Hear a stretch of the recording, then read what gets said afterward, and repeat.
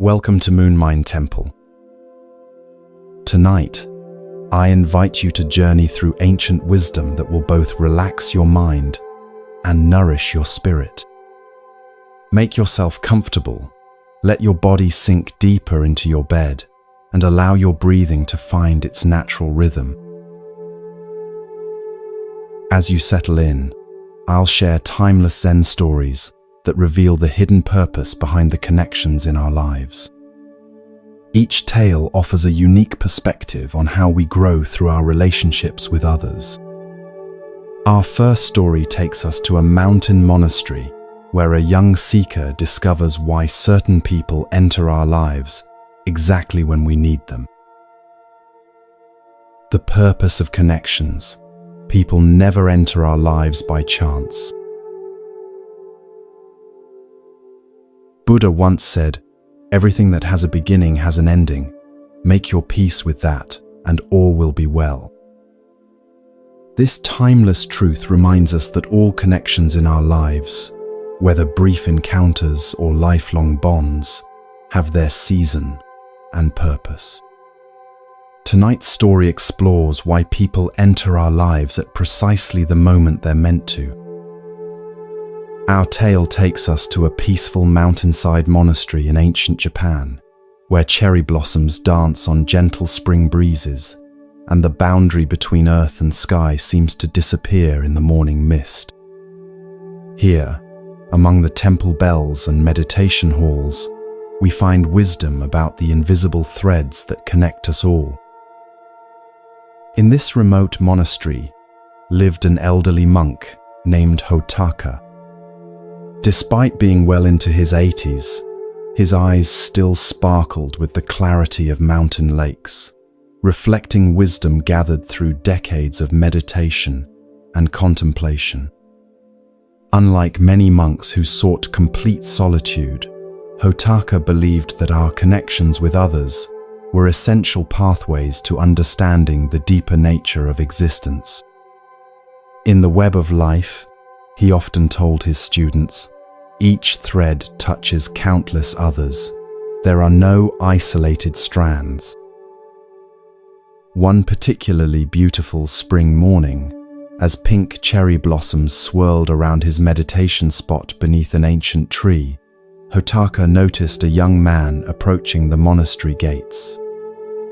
The visitor moved with determination in his steps but uncertainty in his eyes. Hotaka recognized that particular look, the expression of someone carrying a question too heavy for their heart to bear alone. The young man, named Hiroshi, had traveled 17 days from a coastal village far to the south. Though he had never met Hotaka before, something had drawn him to this particular monastery, to this particular teacher. Later, he would describe it as a feeling like being called by a voice I couldn't quite hear, but somehow understood. It was as though an invisible current had carried him there, much like Buddha taught. Everything arises from causes and conditions. Nothing exists entirely alone. After being welcomed and offered tea to refresh himself after his journey, Hiroshi finally gathered the courage to ask the question that had driven him across mountains and valleys to find this monastery.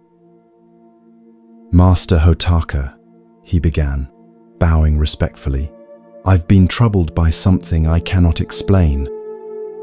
Throughout my life, I've noticed that sometimes when I meet people, I feel an immediate connection, a sense of recognition, as if I've known them before in some forgotten time. With others, I feel an immediate unease, a shadow crossing my spirit without clear reason." Hiroshi paused, searching for the right words. Do people come into our lives merely by chance? Or is there some invisible pattern I cannot see? Hotaka studied the young man's earnest face, noting how the dappled light filtering through the cherry blossoms created patterns of light and shadow across his features. For several moments, he remained silent, allowing Hiroshi's question to resonate in the space between them, like the lingering sound of a temple bell. "People never enter our lives by accident," Hotaka finally replied, his voice carrying the texture of weathered stone, gentle yet unyielding in its certainty. "This truth lies deeper than the deepest ocean and reaches higher than the tallest mountain. Each encounter is a thread in an invisible tapestry that began to be woven long before you drew your first breath." The Buddha taught us that, in this world, we are all connected. We have been each other's mothers, fathers, sisters, and brothers in countless past lives. This is not merely poetic language, but the actual nature of our existence. Rising slowly, his joints remembering the passage of 84 winters, Hotaka gestured toward the sky, above the monastery garden. "Observe the birds, young Hiroshi. They appear to fly freely, charting their own course through the endless blue. Yet each is supported by invisible currents of air that guide and shape their journey.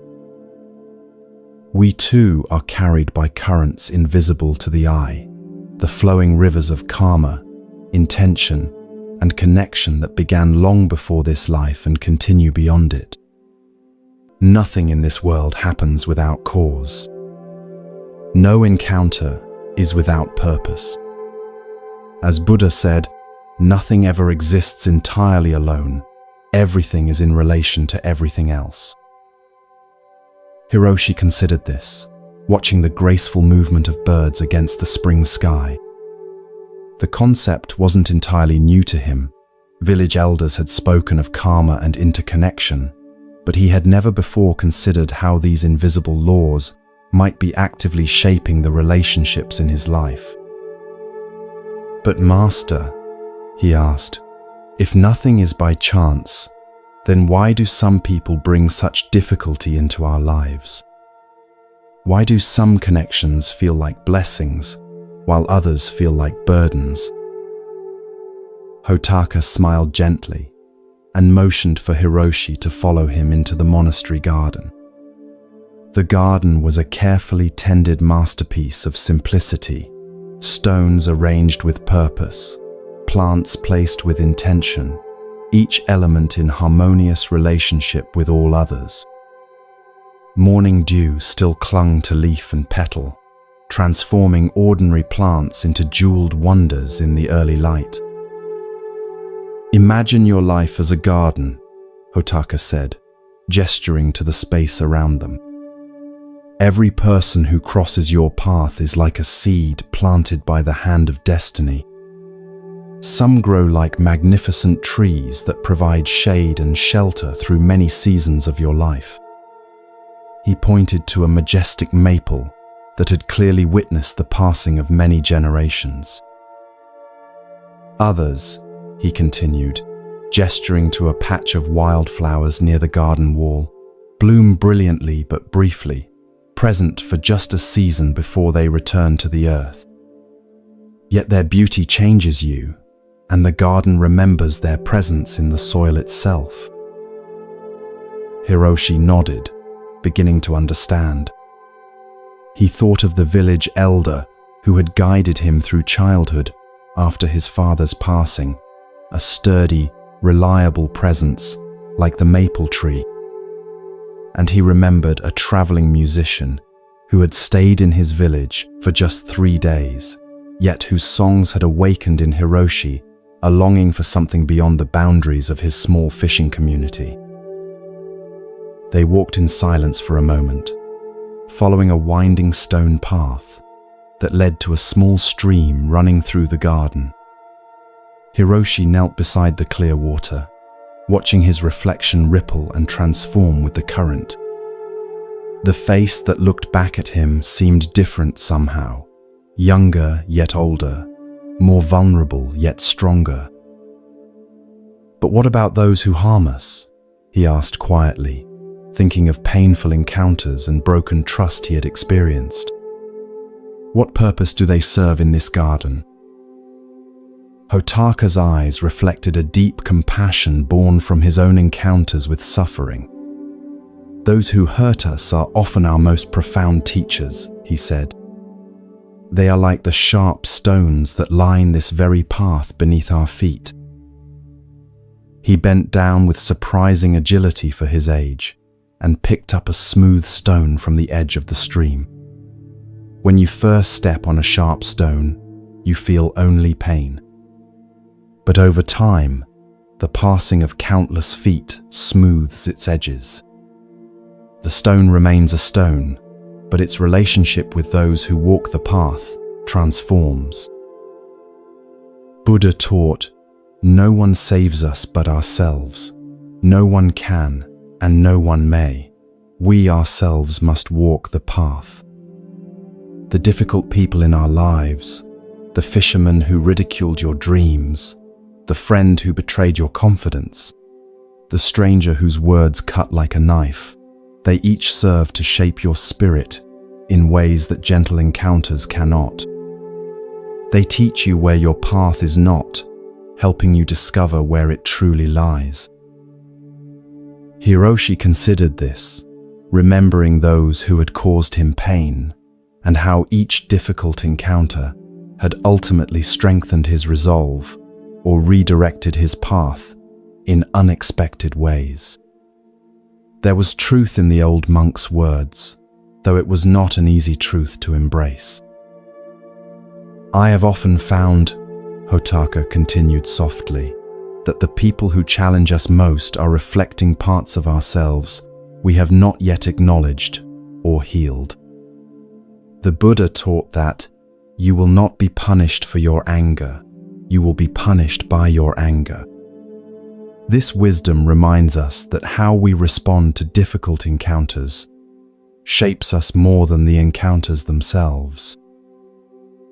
The old monk led Hiroshi to a small wooden bench beneath a flowering plum tree, where they sat watching the patterns of light and shadow play across the garden. A few petals drifted down around them like gentle snow. There are fundamentally three types of people who enter the garden of your life, young Hiroshi. Understanding their nature may help you welcome each with appropriate gratitude. Hotaka paused beside a stone lantern, its subtle glow barely visible in the morning light, but still providing guidance along the path. First are those who support the structure of your journey, those who provide foundation, boundaries, and stability. Like the banks of a river, they may constrain you, but in doing so, they give direction to your flow. Then there are those who bring renewal, those who challenge your perceptions, introduce new ideas, or awaken dormant aspects of your spirit. Like spring rain on parched earth, they may disrupt your comfortable patterns, but they awaken new growth. Finally, there are the momentary guides, those who appear briefly at crucial junctures to illuminate a single step in your journey. Like this lantern, they need not remain forever to fulfill their purpose. A single moment of light in darkness may be enough to show the path forward. Hiroshi thought about the people in his life who had filled each of these roles. His mother, steadfast as the mountain itself. The wandering scholar who had taught him to read and opened worlds beyond his village. The old woman at the crossroads who had given him directions to this very monastery with such conviction that he had not doubted his path, even when the way grew difficult. "I begin to understand," Hiroshi said. "But Master, how can I know which connections to nurture and which to release? How do I discern the purpose of each person who enters my life?" Hotaka considered this question carefully before responding. The Buddha offered guidance when he said, "In the end, only three things matter: how much you loved, how gently you lived, and how gracefully you let go of things not meant for you. This wisdom points to the heart of your question. Notice how each connection affects the garden of your spirit. Does this person's presence help beneficial qualities take root and grow? Or do they trample what is tender and beautiful within you? Your own inner wisdom will speak if you learn to listen. They sat in companionable silence for a time, watching the play of light and shadow across the garden as clouds passed overhead. Hiroshi felt something shifting within him, a new perspective forming, like mist clearing from a valley to reveal the landscape below. "There is one more thing," Hotaka said finally. "Just as others enter your garden with purpose, so too do you enter theirs. In some lives, you are the sturdy tree providing shelter. In others, you are the brief but brilliant bloom that awakens beauty. And in still others, you may be the challenging stone that ultimately smooths to become a step on someone else's path." The Buddha taught, thousands of candles can be lit from a single candle, and the life of the candle will not be shortened. Your presence in the lives of others can illuminate without diminishing your own light. Remember this, and move mindfully through the gardens you enter. As the day progressed, Hotaka shared more of the Buddha's wisdom about human connection. He spoke of how attachments can become suffering when we cling too tightly to relationships that have served their purpose. He explained the difference between love that liberates and desire that binds.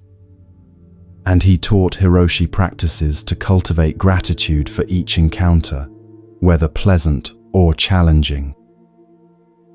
When evening approached, casting long shadows across the monastery grounds, Hiroshi prepared to continue his journey. Though he had intended to stay only long enough to ask his question, he now felt reluctant to leave the peaceful presence of the old monk. "I have one final question, Master Hotaka," Hiroshi said, as they stood at the monastery gate. "How can I remember these teachings when I return to the busy world below, where it's so easy to believe that encounters are merely random and relationships are simply what we make of them?" Hotaka smiled and reached into his robe, removing a small pouch. From it, he took 3 small items: a perfectly smooth stone from the stream, a dried cherry blossom, preserved between layers of thin paper, and a tiny carved wooden lantern, no larger than Hiroshi's thumb. "Keep these with you," the monk said, placing them in Hiroshi's palm and gently closing his fingers around them.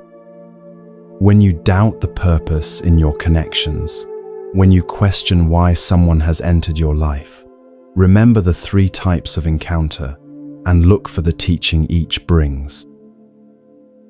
And remember the Buddha's words, if you light a lamp for someone else, it will also brighten your path. The connections we nurture illuminate our way forward, even when the path seems dark."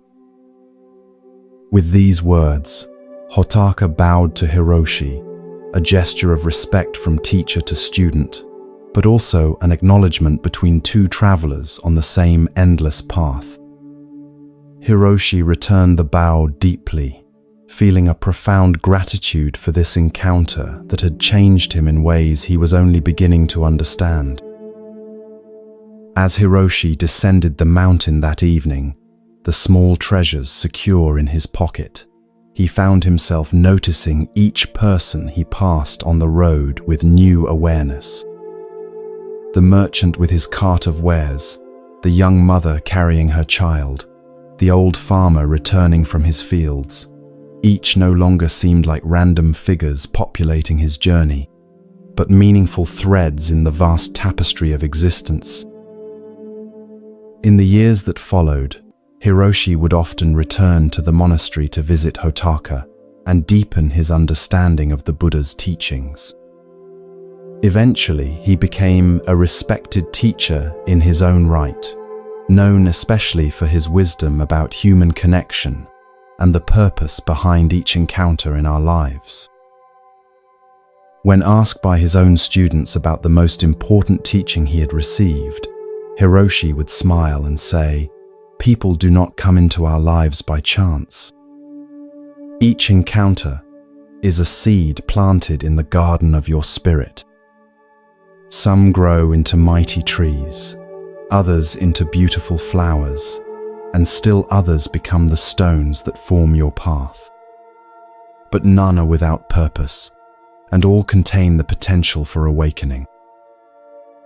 And on his meditation cushion, Hiroshi would still hold the 3 small gifts from Hotaka, now worn smooth with decades of contemplation, and remember the day his own journey of understanding truly began, with a question carried up a mountainside to a monk beneath a cherry tree.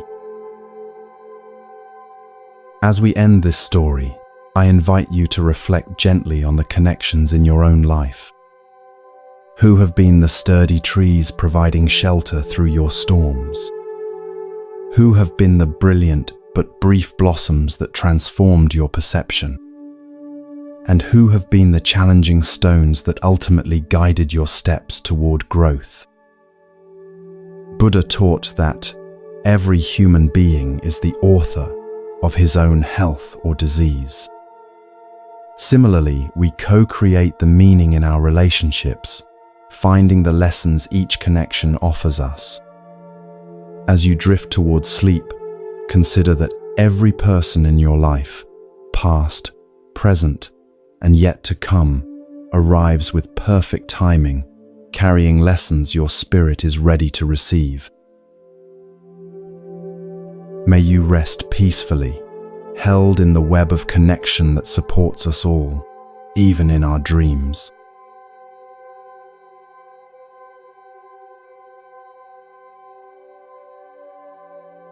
The wisdom of non-interference when helping hurts. As the gentle light of dawn filters through the branches of ancient cedar trees, we find ourselves approaching a serene valley monastery known for its teachings on mindful action. Take a slow, deep breath as we transition to this new setting. Allow the tension in your shoulders to melt away as you exhale. Feel your body settling more deeply into relaxation. This story explores a paradox that many of us struggle with in our daily lives.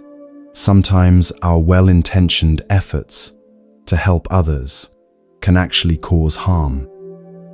The Buddha expressed this wisdom beautifully when he said, "If you want others to be happy, practice compassion. If you want to be happy, practice compassion." But what does true compassion look like? Is it always rushing in to fix others' problems? Or might there be a deeper wisdom in knowing when to step back? In this peaceful monastery surrounded by flowing streams, lived the respected monk Noro, whose practical wisdom drew seekers from distant provinces. Unlike many spiritual teachers who spoke in riddles, Noro offered guidance that anyone could apply to everyday challenges. Villagers and fellow monks alike sought his counsel when faced with difficult decisions or relationships that had become tangled like fishing nets. One crisp autumn morning, as red maple leaves danced on the breeze outside the meditation hall, a group of Noro's students gathered for his weekly teaching. Among them sat a young monk named Takashi, whose troubled expression caught Noro's attention immediately. "Today," Noro began, his voice gentle yet clear as a mountain stream, "we will explore a teaching that many find difficult to accept. It is the wisdom of non-interference, of knowing when helping others is truly helpful, and when it may cause unexpected harm. Several students exchanged confused glances. Surely helping others was always good. Wasn't that the foundation of their spiritual practice? Noro smiled at their puzzled expressions. Life is like a great river, he continued, and each of us is a small boat navigating its currents. How many of you have tried to steer someone else's boat without being asked? Nearly every hand in the room rose, including Takashi's, though his movement was hesitant. And how many found that their well-intended intervention created unexpected consequences? Again, most hands remained raised. Takashi's face flushed with emotion as he lowered his gaze to the wooden floor. Let me share a story that has been passed down through generations, Noro said, settling more comfortably on his cushion. It concerns two childhood friends, Shun and Masu, who grew up together in a coastal village, much like the one many of you come from. From their earliest days, these two were inseparable, fishing together, celebrating festivals together, sharing both joys and sorrows as they grew into young men. Their bond was so strong that villagers often remarked it was like they shared one heart between two bodies. As adults, their paths diverged somewhat. Shun became a successful merchant with profitable trade routes to distant islands. Masu chose the life of a fisherman, following in his father's footsteps. Though their daily lives differed greatly, their friendship remained strong. One spring, terrible storms damaged many fishing boats and nets in the village. Masu, like many others, found himself in serious financial difficulty. The repairs to his boat would cost more than he could afford, and without it, he could not support his family. Masu was proud, however, too proud to ask for help, even from his closest friend. He began working extra jobs on land, determined to earn the money for repairs through his own efforts, even if it took many months. Shun noticed his friend's struggles and wished to help. What good is my prosperity, he thought, if I cannot share it with those I care about most? But knowing Masu would refuse direct assistance, Shun devised what he believed was a compassionate plan. Without saying anything to Masu, Shun arranged to pay the boat builder in advance for all necessary repairs. He asked the craftsman to tell Masu that an anonymous village patron had created a fund to help all fishermen affected by the storm, and that his repairs would be covered through this fund. When Masu heard this news, his initial relief quickly gave way to suspicion.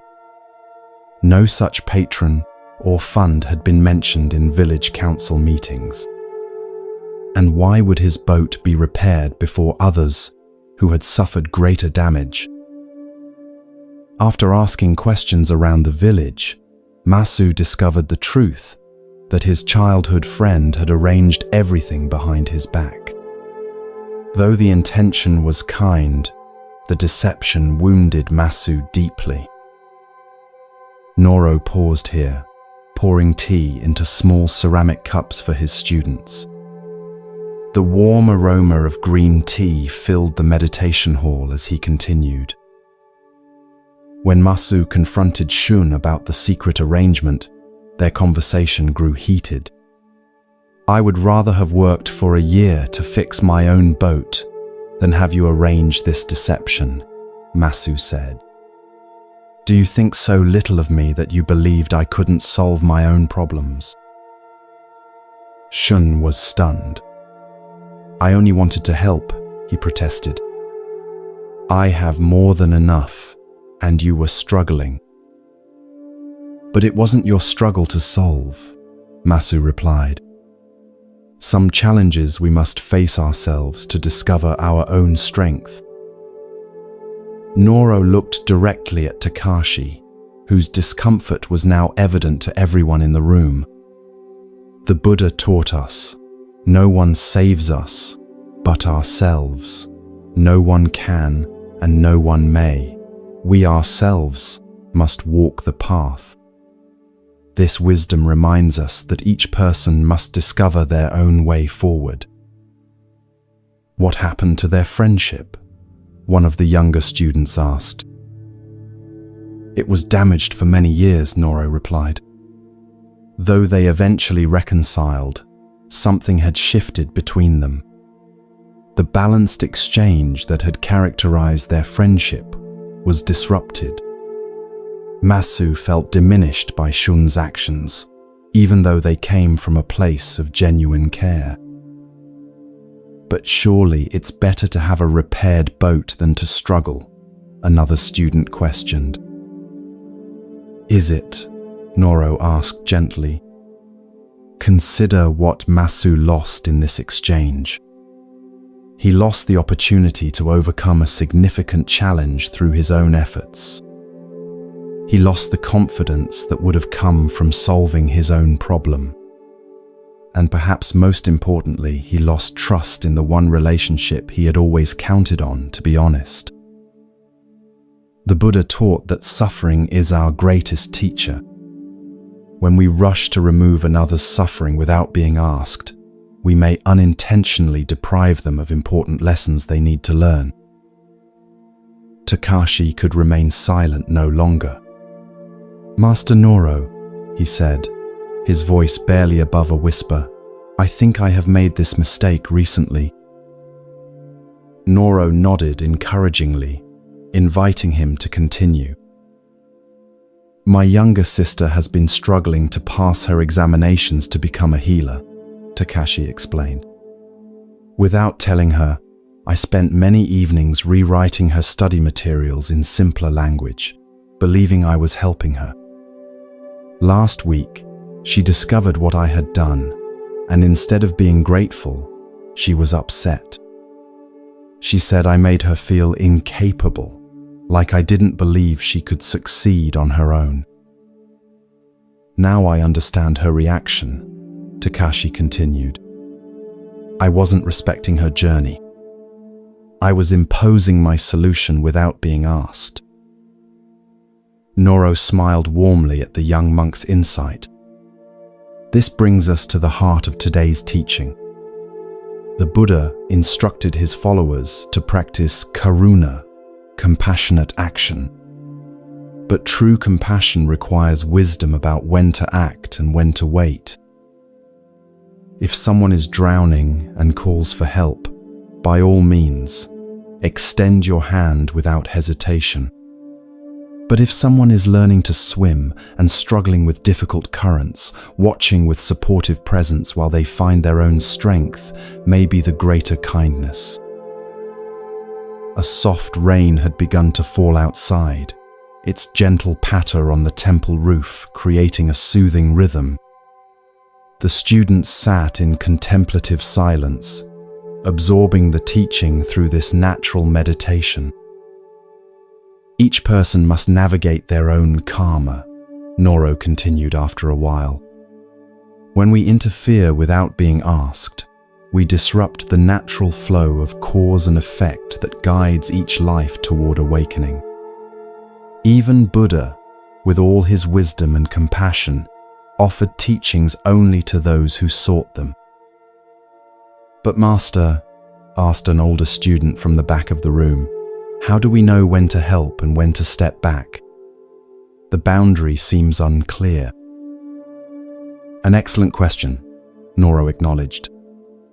The Buddha offered guidance when he said, before giving, the mind of the giver is happy, while giving, the mind of the giver is made peaceful. After giving, the mind of the giver is uplifted. This teaching points to both our intention and the results of our giving. Before offering help, ask yourself, am I doing this to genuinely support the other person's journey, or to make myself feel useful and important? Will my assistance honor their dignity and autonomy, or subtly diminish them? Have they indicated in some way that my help would be welcome? And perhaps most importantly, is this actually mine to solve? Many times what appears as helping is actually interfering with lessons that person needs to learn themselves. Noro reached for a nearby walking stick and drew a simple circle in the sand garden beside his cushion. Think of each life as having a boundary, like this circle. Inside the circle are the experiences, challenges, and growth that belong to that person alone. True compassion respects these boundaries. Sometimes the most compassionate action is simply to be present with someone in their difficulty, not trying to fix or change their experience, but offering the gift of your attentive care while they find their own way through. Another student raised her hand. Master, I understand the wisdom of not interfering, but doesn't this contradict our practice of generosity? Aren't we supposed to give freely to those in need? Ah, Noro smiled. Another excellent question. The Buddha spoke of dana, the practice of generous giving, as essential to the spiritual path. But true generosity comes without strings or expectations. It does not diminish the receiver or elevate the giver. Consider the difference between these approaches. One person says, I notice you're struggling. How can I support you? While another says, I see your problem. Let me fix it for you. The first honors the other's wisdom and agency. The second subtly suggests they are incapable. The rain had stopped now, and sunlight began to filter through the paper windows of the meditation hall. Noro rose slowly and walked to the doorway, inviting his students to follow him outside. In the monastery garden, droplets of rain still clung to leaves and flower petals, transforming the ordinary landscape into a world of tiny jewels. Noro pointed to a spiderweb stretched between two branches, each strand now visible due to the rain clinging to its delicate structure. Nature offers us perfect examples of non-interference, he said. See how the spider builds its web, but doesn't control which insects fly into it. The web exists as an offering. The results come in their own time. When we offer our help in this spirit, creating supportive conditions without attachment to outcomes, we practice the highest form of compassion. We honor each person's right to their own journey, with all its necessary struggles and discoveries. Takashi approached Noro as the other students began to disperse. Master, I will visit my sister tomorrow and apologize for interfering with her studies. I see now that my actions, though well-intended, came from not fully trusting her capability. A wise recognition, Noro said, placing a gentle hand on the young monk's shoulder. And perhaps instead of offering solutions, you might simply ask what kind of support would be most helpful to her right now. The answer may surprise you. As evening approached, casting long shadows across the monastery grounds, Noro gathered with a smaller group of senior students beneath a gnarled pine tree that had weathered countless storms over centuries. There is a final teaching I wish to share about non-interference, he said as they settled around him. The Buddha said, the root of suffering is attachment. This applies not only to our possessions and desires, but also to our ideas about how others should live or how situations should unfold. When we become attached to our vision of how to solve another's problem, we create suffering for both them and ourselves. We must learn to offer our wisdom lightly, like an open palm holding water, available to drink but not forced upon anyone. An old farmer who occasionally visited the monastery for teachings spoke up. "Master Noro, I have been thinking about my son as you speak. For years, I have tried to make him follow in my footsteps and take over our family farm. But his heart lies elsewhere. He dreams of becoming a carpenter. I see now that I have been trying to steer his boat without being asked." Noro nodded thoughtfully. The Buddha taught, let go of the past, let go of the future, let go of the present, and cross over to the farther shore of existence. Sometimes the greatest act of love is releasing our grip on how we believe others should live. "But," the farmer continued, "if I don't guide him, how will he know the right path?" "Perhaps the right path for him is not the same as it was for you," Noro suggested gently. Buddha reminded us that each morning we are born again. What we do today matters most. Your son must discover his own way of contributing to the world, his own form of right livelihood. The farmer fell silent, contemplating this new perspective. Around the circle, others began sharing their own experiences, times when well-meaning help had caused harm, or when stepping back had allowed someone to find unexpected strength. As the stars began to emerge in the evening sky, a young woman who lived in the village below the monastery spoke of her elderly mother. She has become forgetful and sometimes struggles with daily tasks. I have been taking over more and more of her responsibilities, thinking I was helping. But recently, I've noticed she seems sadder, less engaged with life. Perhaps, Noro suggested, there are ways to support her that preserve her dignity and sense of purpose. Instead of doing things for her, could you find ways to do things with her? Or modify tasks so she can still participate in meaningful ways? The woman's eyes widened with recognition. Yes, I see now. I've been helping in a way that makes her feel useless, when I could be helping in a way that honors what she can still contribute.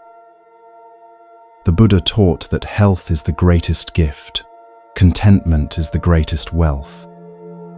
True help maintains both the physical well-being and the inner wealth of contentment that comes from feeling capable and valued. As the gathering concluded, Noro shared one final story that had been passed down through generations of Buddhist teachers. Long ago, a man noticed a butterfly struggling to emerge from its chrysalis. The butterfly was working very hard, and the man felt compassion for its struggle. Wanting to help, he gently used a small knife to widen the opening of the chrysalis, making it easier for the butterfly to emerge. The butterfly came out quickly with a swollen body and small, shriveled wings. The man expected that at any moment, the wings would expand to support the butterfly's body. But that never happened. What the man didn't understand was that the butterfly needed the struggle of pushing through the tight chrysalis to force fluid from its body into its wings. Without that struggle, the butterfly could never fly. His help left the butterfly grounded for life. This is perhaps the clearest illustration of our teaching today, Noro concluded. Sometimes the very struggle we wish to remove for another person is precisely what they need to develop their strength. Our compassionate restraint, allowing others to face their necessary challenges, can be the greatest gift we offer. As darkness fell completely over the monastery, the gathering dispersed with much to contemplate. the simple teaching had revealed itself to be profoundly relevant to countless situations in their daily lives. Takashi remained behind, helping Noro extinguish the lanterns around the meditation hall. "Master," he said quietly, "I've been thinking about my sister again. If I hadn't interfered with her studies, she might have developed her own methods for understanding the difficult material, methods that would have served her better than mine." "Yes," Noro agreed. "And there's something else to consider. By struggling with the material herself, she would gain not just knowledge, but confidence in her ability to overcome challenges. That confidence might serve her even more than the information itself when she faces difficult cases as a healer." "I see that now," Takashi nodded. "The Buddha's words about being our own refuge make more sense to me. We must each discover our own inner strength." "Exactly so," Noro smiled. "The Buddha taught, just as a solid rock is not shaken by the storm, even so the wise are not affected by praise or blame. When we solve our own problems, we develop that unshakable inner foundation. As you drift deeper towards sleep, consider this ancient wisdom in your own life. Are there situations where your desire to help might actually be depriving someone of an important growth experience? Could stepping back while remaining supportively present be the greater gift in some relationships?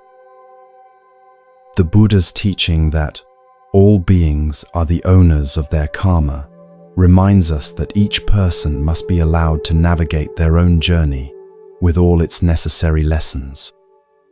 True compassion honors this reality rather than trying to circumvent it.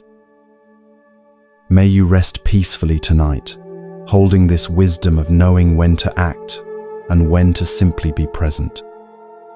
May your relationships be characterized by respect for each person's unique path. And may you find the perfect balance between offering support and honoring others' need to grow through their own efforts.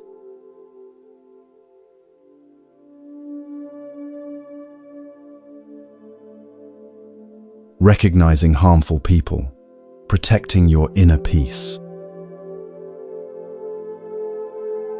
As our journey continues, the peaceful glow of evening lanterns guides us to a remote mountain temple, where the air is crisp and the distant sound of rushing water creates a natural melody for meditation.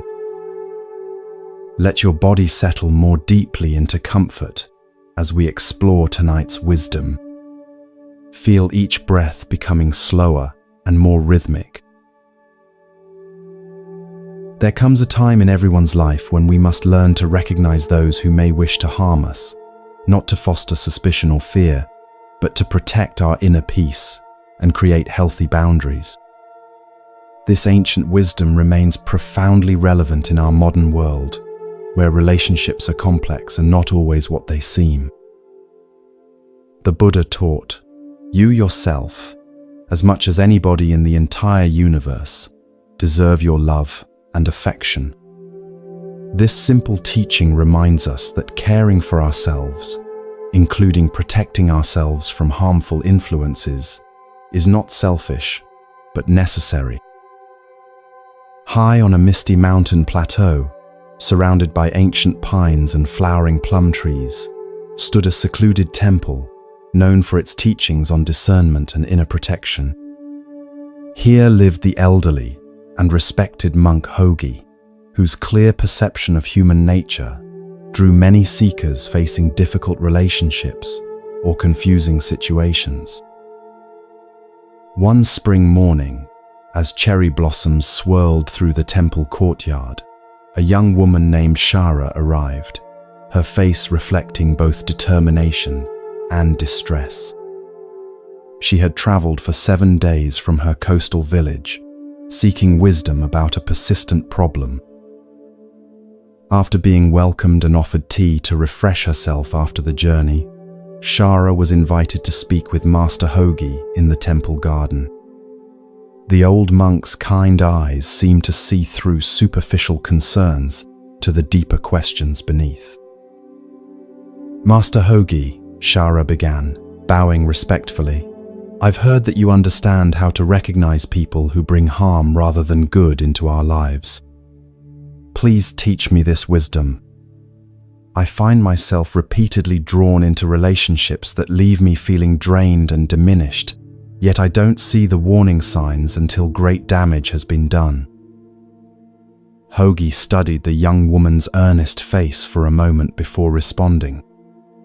"Before we discuss recognizing harmful people," he said gently, "I must make an important distinction.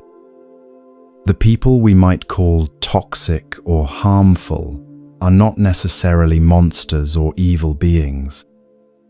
They are often wounded individuals whose own pain spills onto others. This understanding doesn't mean we should endure their harmful behavior," he continued. "Rather, it allows us to respond with wisdom and compassion for them and ourselves as we create necessary boundaries." Shara nodded, absorbing this perspective. It aligned with her own intuition that many who had caused her pain weren't intentionally cruel, but rather acting from their own unhealed wounds. "Before determining someone is truly harmful to your well-being," Hogi advised, "ask yourself, why does this person behave this way? Is there something in their past or present circumstances that might explain, though not excuse, their actions? And most importantly, is there anything I might do to prevent their behavior from continuing to affect me negatively?" Only after honest reflection on these questions should you consider whether maintaining distance is the wisest choice for preserving your peace. The master invited Shara to walk with him through the temple gardens, where early spring flowers were beginning to bloom alongside carefully tended paths. The natural beauty created a perfect setting for absorbing difficult truths with a peaceful heart. "Now," Hogi said, "let me share the signs that can help you recognize when someone might be harmful to your well-being. The Buddha taught us to be lamps unto ourselves, learning to trust our own discernment rather than blindly following others. These signs will help illuminate what you likely already sense, but perhaps have been taught to ignore. The first sign to watch for is constant manipulation," he began. "Imagine someone who subtly distorts reality to achieve their goals, making you question your own perceptions and memories." Hogi stooped to point out a vine that had wrapped itself around a young tree, slowly constricting its growth. Like this vine, manipulation is often gradual and difficult to notice until significant damage has occurred. The manipulator might use lies, selective truth-telling, or emotional pressure to control you. For example, he continued, consider a colleague who tells you that others speak poorly of your work and suggests you decline an opportunity, supposedly for your own good. Later, you discover they wanted the opportunity for themselves. Their seeming concern masked their true motive of removing you as competition. Shara's eyes widened with recognition. "I worked with someone exactly like that," she said quietly. "I always felt confused after our conversations, questioning decisions I'd previously been certain about." Hogi nodded. The Buddha taught, 3 things cannot be long hidden: the sun, the moon, and the truth. Trust your confusion as a signal. When someone's words or actions consistently leave you feeling disoriented, Your inner wisdom is trying to alert you to a discrepancy between what appears to be and what truly is. They walked on, following a stream that wound through the garden. The water flowed smoothly in some places and tumbled over rocks in others, yet always continued its journey forward. The second sign, Hogi continued, is a lack of genuine empathy. While many people might seem caring on the surface, those who are truly harmful often reveal a fundamental inability to care about others' feelings or experiences. This doesn't mean they never show concern, he clarified. Rather, their concern appears selectively, usually when they need something from you or when others are watching. When you're suffering and there's nothing to be gained by supporting you, their true nature becomes apparent through their indifference. Shara thought of a friend who had seemed deeply interested in her life during social gatherings but was consistently unavailable when she faced genuine difficulties. The pattern had been there all along, but she had made excuses for it rather than accepting what it revealed. The Buddha said, "There is no fear for one whose mind is not filled with desires." Those who lack empathy often view relationships primarily as transactions. What can this person do for me? When you cease to be useful for their desires, their seeming care evaporates. They paused by a stone lantern, marking a fork in the garden path. Hogi chose the route that led higher up the mountainside, where they could look out over the valley below. The physical ascent mirrored the raising of awareness that was occurring through their conversation. The third sign to be mindful of, the monk continued, is someone who habitually creates conflict. Even in situations where harmony prevails, this person seems to thrive on tension and disagreement. They may spread rumors, create misunderstandings between friends, or constantly find fault where none exists. Why would anyone want to create conflict? Shara asked, genuinely puzzled.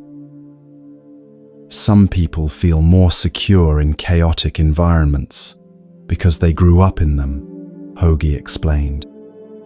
Others use conflict to manipulate outcomes or distract from their own behavior.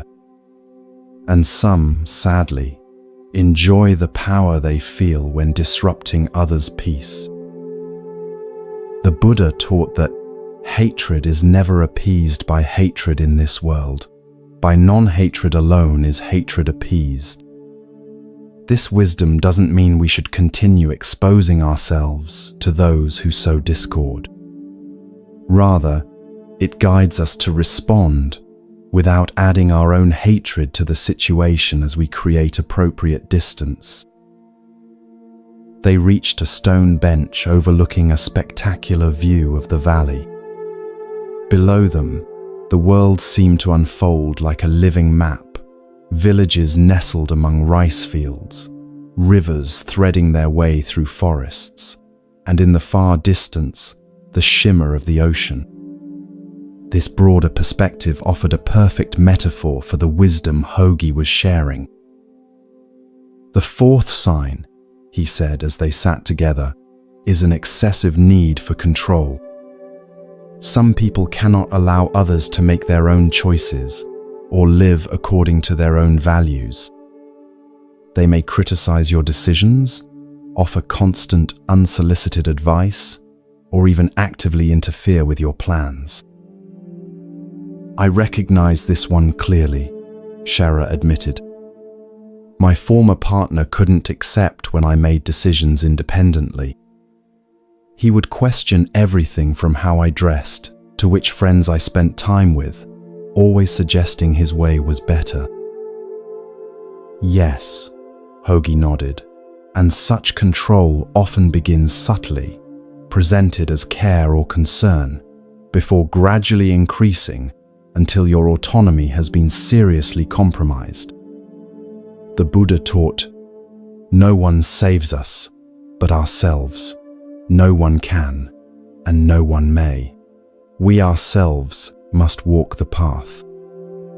Those who truly care for us respect our right to navigate our own journey, even when they might choose differently.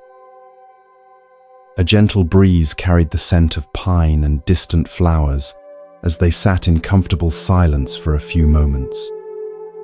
Shara was processing how these insights applied to relationships in her life, both past and present. The clarity was both painful and liberating. The fifth sign, Hogi continued, is chronic dishonesty. While everyone occasionally fails to be entirely truthful, harmful people often maintain elaborate webs of deceit. They may lie even when the truth would serve them better, simply because deception has become their default way of relating to others. How can we determine if someone is chronically dishonest? Shara asked. Lies can be difficult to detect, especially from someone skilled at deception. Trust your instincts, Hogi advised. When stories don't quite align or explanations seem unnecessarily complex, your intuition often recognizes the discrepancy before your conscious mind can articulate it.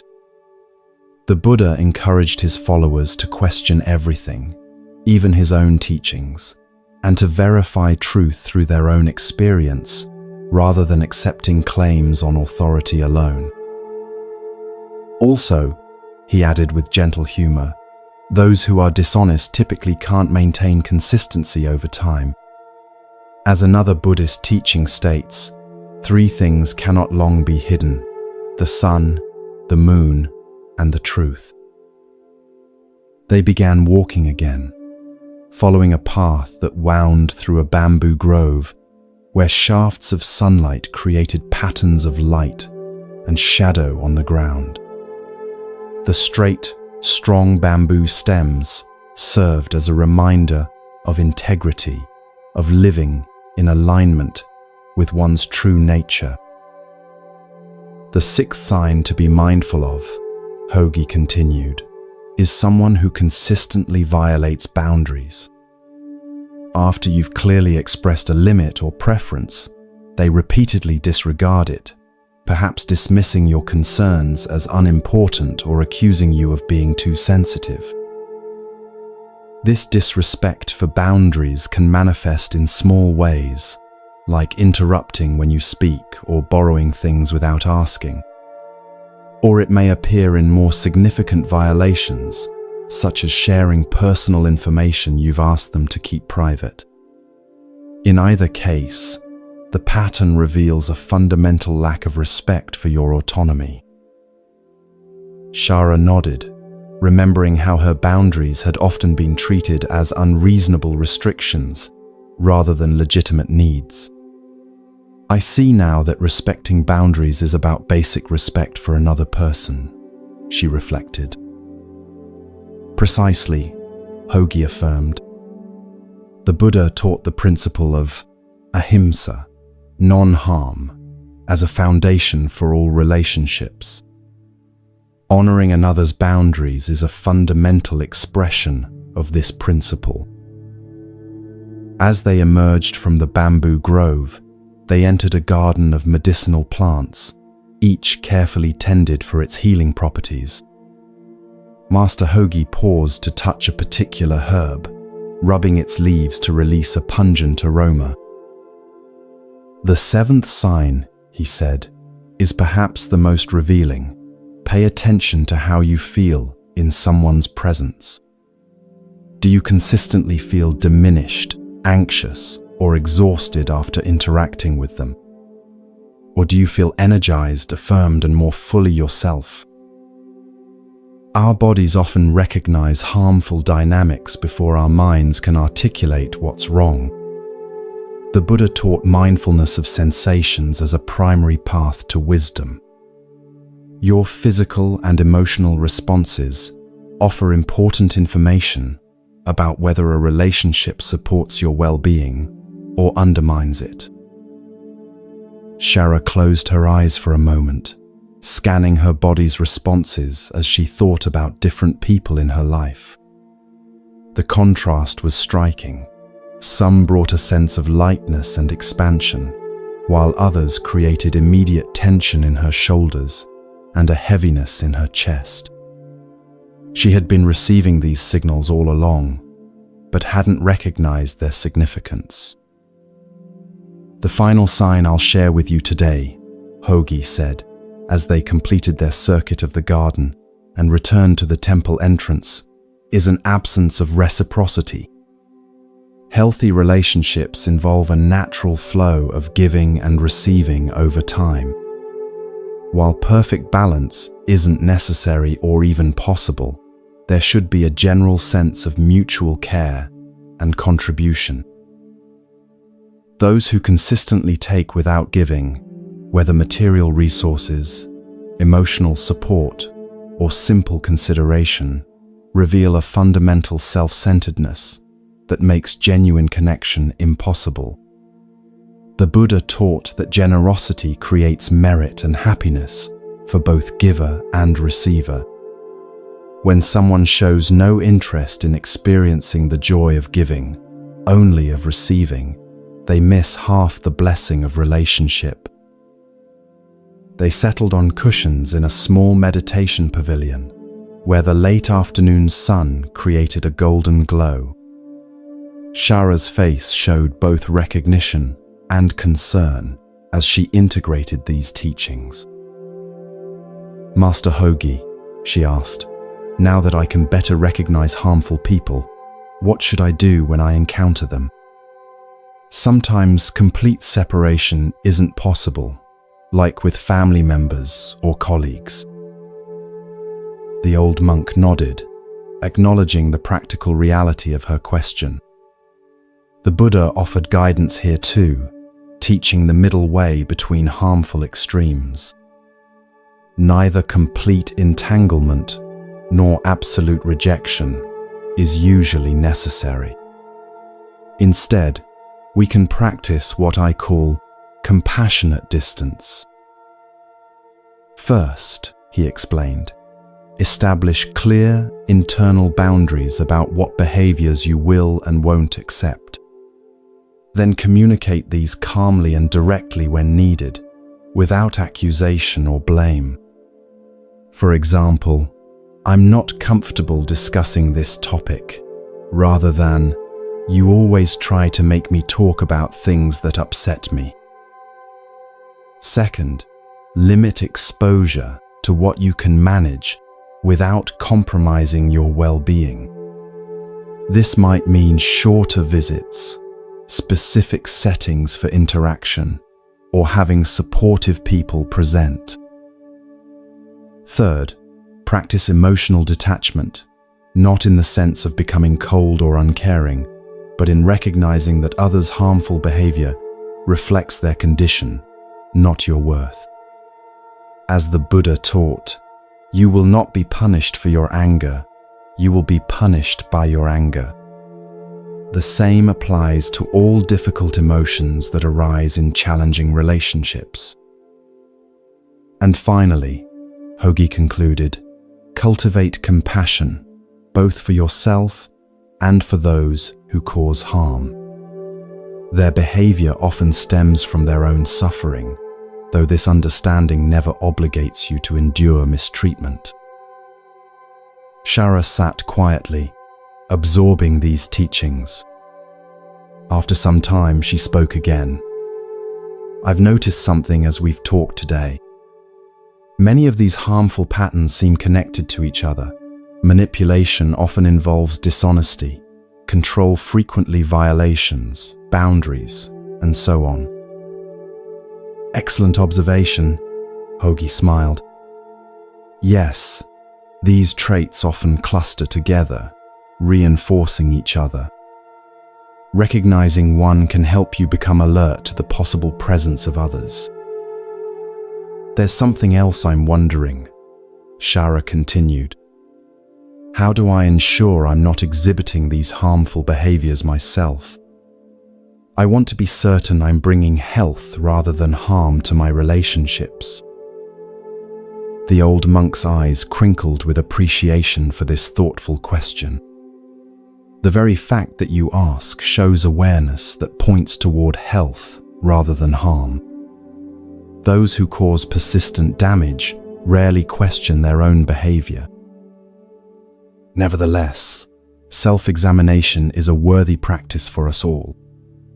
The Buddha encouraged his followers to reflect regularly on their actions of body, speech, and mind, asking, do these actions lead to my own harm, to others' harm, or to both? Are these actions unwholesome, with painful consequences?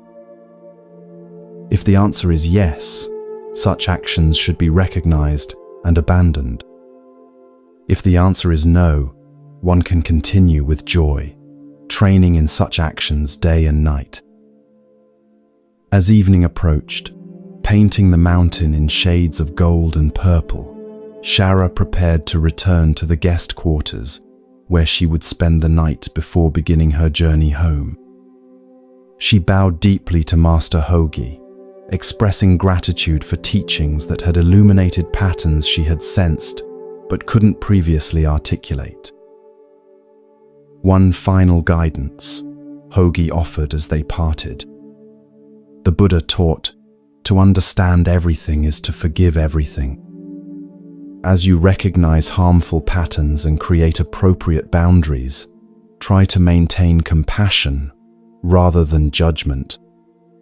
Most people who harm others were themselves harmed, though this understanding never obligates you to endure mistreatment. Remember too that people can change. The boundaries you create might actually help someone recognize their own harmful patterns and begin the journey toward healing. Whether they change or not, your compassionate distance creates space for your own peace and growth. In the months and years that followed, Shara applied these teachings in her daily life. She became known in her village for both her clear boundaries and her compassionate heart. Young people sought her advice about relationships, and she shared Master Hogi's wisdom, adapted to their specific situations. Occasionally, she returned to the mountain temple to deepen her understanding. During one visit, she shared with Hogi how learning to recognize harmful dynamics had transformed not only her relationships with others, but also her relationship with herself. She had discovered that the same patterns of manipulation, control, and boundary violation could exist in her internal dialogue. Indeed, the old monk smiled.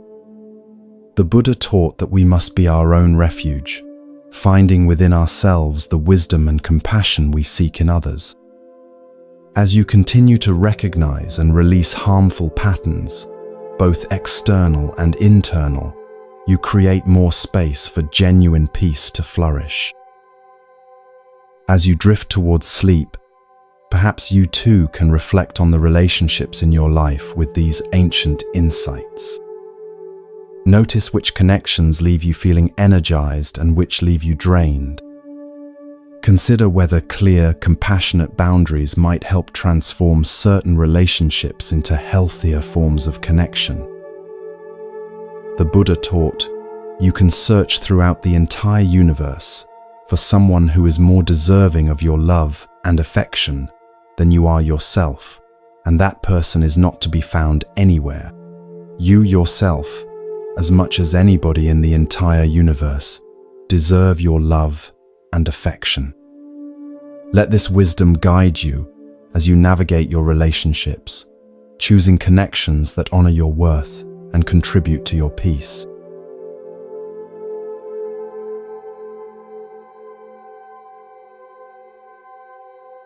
The richness of true connection, finding peace with few friends. As the night deepens around us, we journey to a different kind of sanctuary, a small mountain hermitage perched on a cliff overlooking a vast, moonlit valley. Allow yourself to settle even more deeply into comfort as we explore tonight's wisdom. With each breath, feel your body becoming heavier, your mind growing quieter. In a world that often measures success by the quantity of our connections, followers, friends, professional networks, there is profound Buddhist wisdom about finding deeper fulfillment through fewer, more meaningful relationships. Tonight's story explores why having just a few true friends might be not just sufficient, but actually preferable for genuine happiness and inner peace. The Buddha taught, "A true friend is one who stands by you in your hour of need." This simple teaching points to quality over quantity, to the transformative power of even a single authentic connection in our lives. High on a remote mountainside, accessible only by a narrow path that wound through cedar forests and rocky outcroppings, lived the monk Kobo. Unlike many spiritual teachers who gathered large followings, Kobo preferred solitude and simplicity, meeting with just a few dedicated students and occasionally receiving travelers seeking specific guidance. His small hermitage consisted of a meditation hall, a modest kitchen, and a few sleeping quarters for visitors. Though simple in its design, the space radiated a profound sense of peace that visitors often remarked upon. Something about the atmosphere invited deep reflection and honest conversation. One autumn day, as crimson and gold leaves danced on mountain breezes, a young woman named Alina arrived at the hermitage. She had traveled from a bustling coastal city, seeking wisdom about a problem that troubled her deeply. After being welcomed with tea and a simple meal, Alina was invited to speak with Kobo in the hermitage garden. Unlike the carefully manicured gardens of larger temples, this space had a wild beauty, native plants growing in natural patterns, stone pathways that followed the contours of the land, and stunning views of the valley below. "Master Kobo," Alina began, her voice betraying her uncertainty, "I've come because something feels wrong with my life, but I cannot pinpoint what it is. I have a good position as a merchant's assistant, enough money for my needs, and reasonable health. Yet I feel a persistent loneliness that nothing seems to ease." "Tell me more about this loneliness," Kobo invited, his weathered face kind but unreadable. "Well," Alina continued, "when I look around, everyone else seems to have many friends. Their days are filled with social gatherings, their festivals spent with large groups. I have only 2 close friends, and sometimes weeks pass when I see no one outside my workplace. Is there something wrong with me that I cannot attract and maintain more friendships?" Kobo considered her words carefully before responding. His teaching style was never rushed. He believed wisdom emerged in the spaces between words as much as in the words themselves. "Alina," he finally said, "friendship is indeed a precious gift. But your happiness shouldn't be measured by how many friends you have. I would like to share with you why having few friends, or even none at all, is not something to worry about and may actually be an advantage." He gestured for her to follow him to a stone bench overlooking the valley. As they sat down, the vast panorama before them, mountains, forests, the distant shimmer of a river, created a perfect backdrop for contemplating life's broader perspective. "First," Kobo began, "consider that relationships and human bonds should be measured in terms of quality rather than quantity. The Buddha taught, if you find a wise critic to point out your faults, follow him as you would a guide to hidden treasure. This suggests that a single friend who helps us see ourselves clearly is worth more than many who simply echo what we want to hear. Kobo reached for a small teapot that had been warming near a stone lantern. He poured a single cup and offered it to Alina. "Notice this teacup," he said. "It doesn't try to hold all the tea in the world, just enough for this moment, this connection. Would you rather have 100 shallow pools that dry up in summer heat, or one deep well that provides cool water, even in drought?" Alina looked thoughtfully at the cup in her hands, considering the metaphor. "I have always assumed more was better," she admitted. "But you're suggesting that depth might be more valuable than breadth when it comes to relationships." "Exactly," Kobo nodded. "Having fewer friends guarantees a certain degree of freedom and authenticity. You can be yourself without restriction or external influence. Many people exhaust themselves trying to maintain a social image across numerous relationships, always appearing happy, successful, and agreeable, even when they don't feel that way. The Buddha taught, better than 1,000 hollow words is one word that brings peace. Similarly, better than 1,000 hollow connections is one relationship where you can be fully yourself, speaking truth without fear of judgment or rejection. Alina reflected on her two close friendships, with her childhood neighbor May and her cousin Jiro. With them, she never felt the need to pretend or impress. Their conversations flowed easily, moving between light-hearted banter and profound questions about life. The contrast with her more surface-level work relationships was striking. Having fewer friends allows you to focus your emotional energy on relationships that truly matter, Kobo continued. Think about how many conflicts or tensions usually occur in large groups. Each relationship requires maintenance, understanding, and occasional repair. With fewer connections, you can invest more deeply in each one, creating bonds that can withstand life's inevitable challenges. He gestured toward two ancient pine trees growing near the cliff edge, their roots visibly intertwined, their branches offering mutual support against the mountain winds. "Those trees have grown together for over 100 years, he said. "Their connection runs deep, far below what we can see. That depth gives them stability that a forest of saplings with shallow roots could never provide." Kobo paused, allowing Alina time to absorb this perspective. The sound of wind through the valley created a gentle background melody to their conversation. "Another benefit," he continued after a while, "is that having fewer social obligations creates space for solitude, something essential for self-discovery and spiritual growth." The Buddha himself left his community for extended periods of solitary meditation.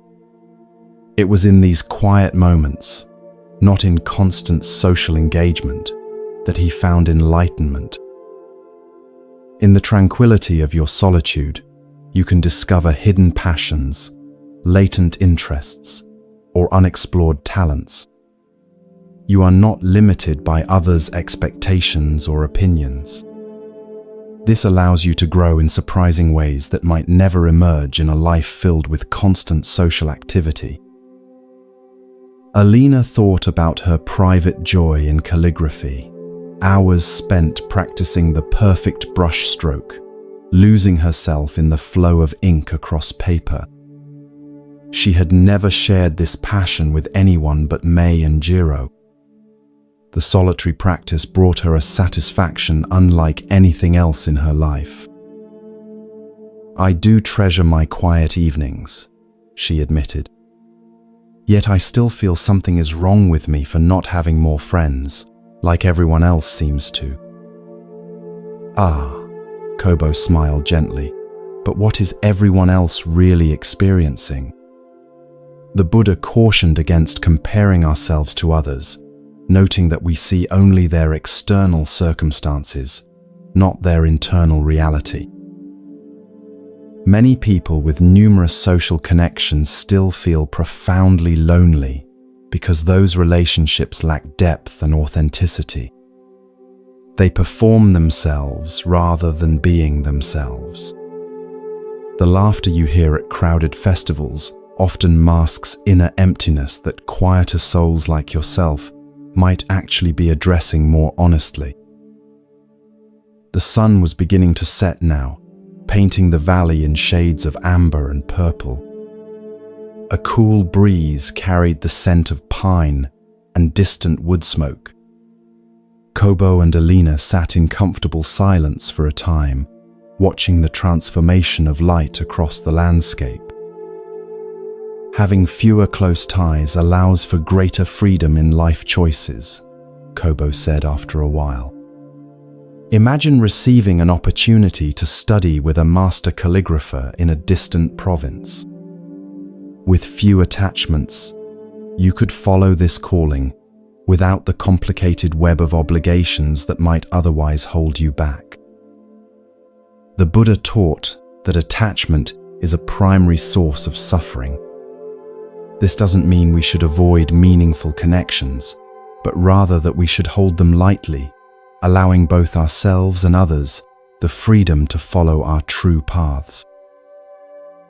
Alina nodded, remembering how her friend May had recently moved to pursue her dream of becoming a healer. Though Alina missed her daily presence, their friendship had easily accommodated the change. They now exchanged letters full of deeper reflections than their previous casual conversations had contained. The distance had, paradoxically, created a new dimension of intimacy. "There's something else to consider," Kobo added. "People who are content with fewer friends often possess certain admirable qualities. They tend to be more self-sufficient, thoughtful, and authentic.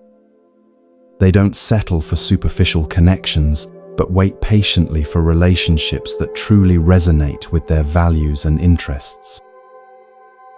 The Buddha praised qualities like discernment and mindfulness, the ability to make wise choices about where we invest our energy. By being selective about your relationships, you're actually practicing these spiritual virtues. As darkness began to enfold the mountains, Kobo lit a small lantern that cast a warm glow over their conversation.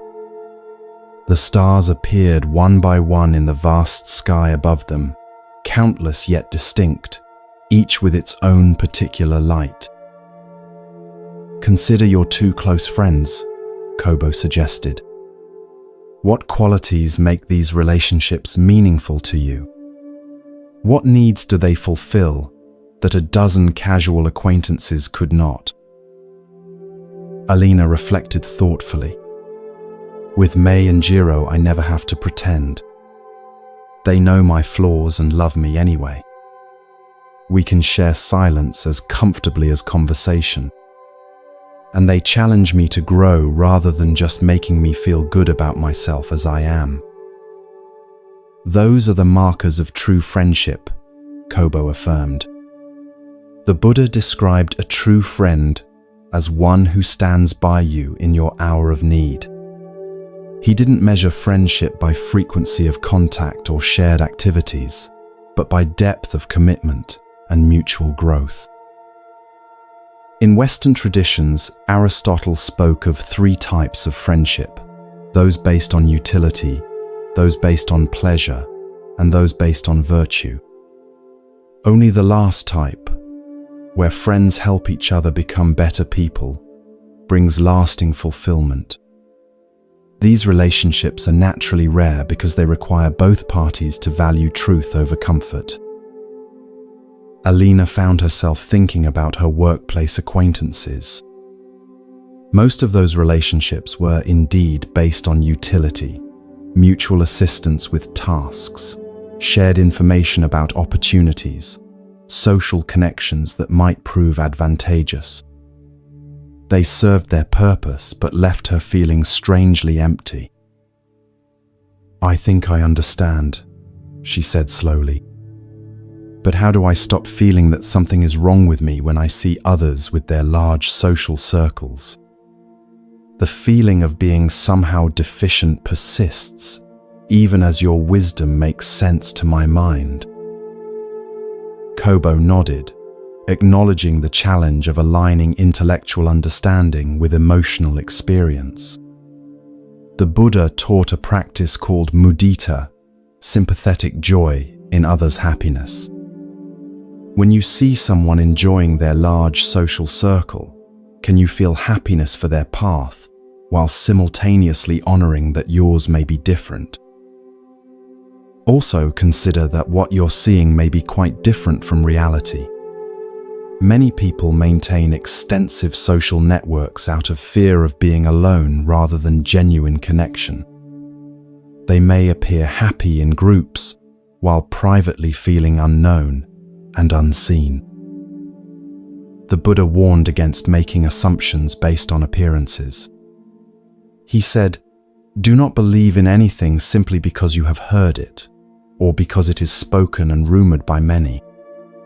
This applies to social norms as much as to philosophical ideas. The assumption that more friends equals greater happiness is exactly the kind of unexamined belief he cautioned against. A night bird called from the darkness beyond the lantern's glow, its voice plaintive yet beautiful. The sound reminded Alina of her own feelings, a mixture of melancholy and something more nuanced that might actually be a form of contentment she hadn't recognized. "I have known people," Kobo said quietly, "who claim to have no friends, only to discover that in their life there was actually one person, just one, who counted as a true friend by the Buddha's definition. And this single, authentic connection provided more sustenance for their spirit than dozens of superficial relationships could have offered."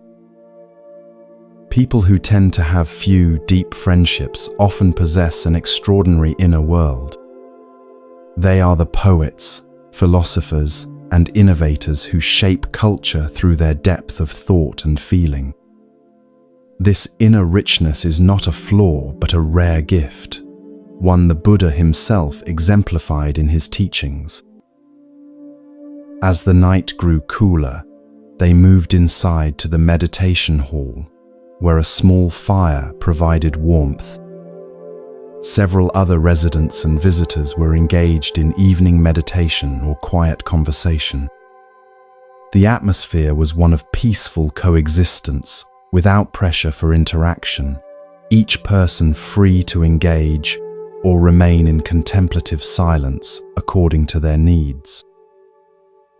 "Notice this community," Kobo said softly. "We are few in number but deep in connection. Some here speak daily, others may go weeks with only a nod of acknowledgement. Yet all feel held within something larger than individual friendship. This, too, is a valid form of human connection, being alone together, each respected in their uniqueness."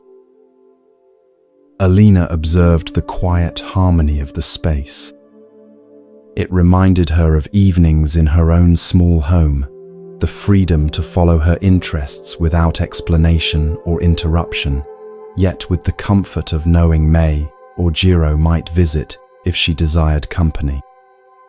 Perhaps what she had interpreted as loneliness was actually a spaciousness that allowed her spirit room to breathe. The Buddha said, "Peace comes from within. Do not seek it without," Kobo reminded her.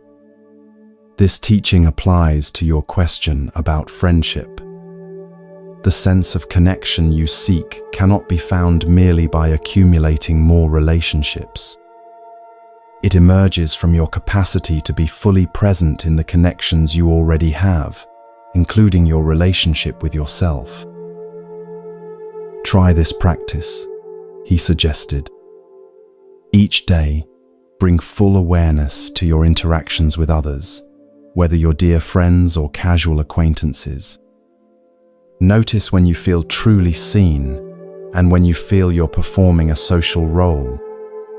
This mindfulness will help you distinguish between connections that nourish your spirit and those that deplete it. Alina stayed at the hermitage for 3 days, participating in its simple rhythms of meditation, work, and community meals. She observed how the residents moved between solitude and connection with natural ease, neither clinging to company nor avoiding it. Their interactions had a quality of presence she rarely experienced in the city. On her final evening, she joined Kobo for tea in the garden once more. The moon was full now, illuminating the valley with silver light that transformed the familiar daytime landscape into something magical and mysterious. "I've been thinking about what you said about quality over quantity," Alina reflected. "I realize I've been measuring myself against a standard that doesn't actually align with what brings me joy.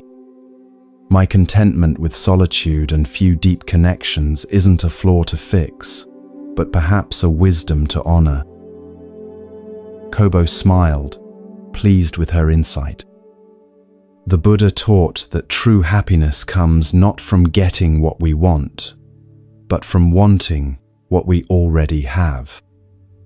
Your two authentic friendships, combined with your rich inner life, provide exactly the nourishment your particular spirit needs. Remember always that your sensitivity, which makes large social gatherings draining rather than energizing, is actually a gift.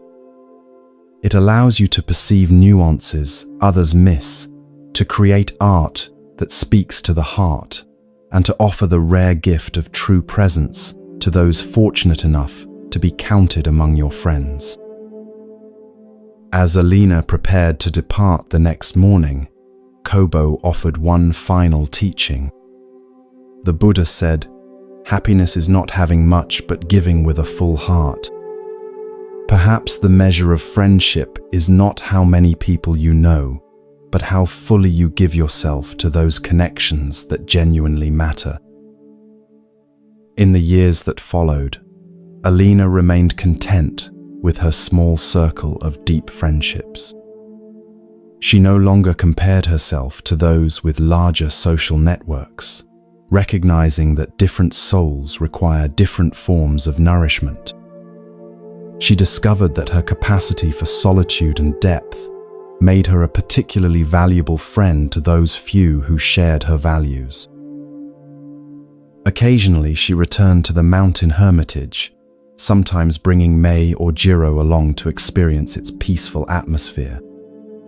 During one such visit, she shared with Kobo how his teachings had transformed not just her understanding of friendship, but her relationship with herself. "I no longer see my preference for depth over breadth as something to overcome," she told him.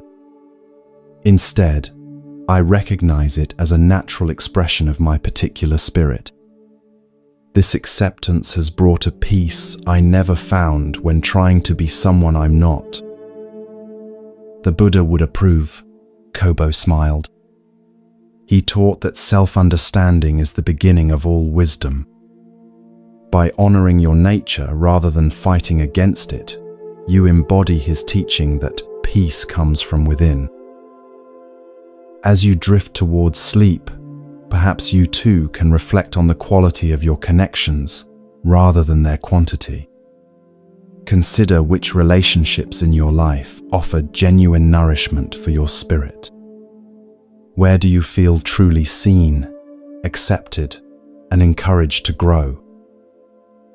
Remember the Buddha's wisdom that a true friend is one who stands by you in your hour of need. By this measure, even one authentic connection may provide more sustenance than countless surface-level acquaintances. And if you find joy in solitude, or prefer a small circle of deep friendships, know that this preference isn't a flaw, but possibly a wisdom, one shared by many profound thinkers throughout history. May your sleep be peaceful tonight. May you awaken with renewed appreciation for the true connections in your life, whether many or few. And may you find contentment in being exactly the type of friend your unique spirit is designed to be.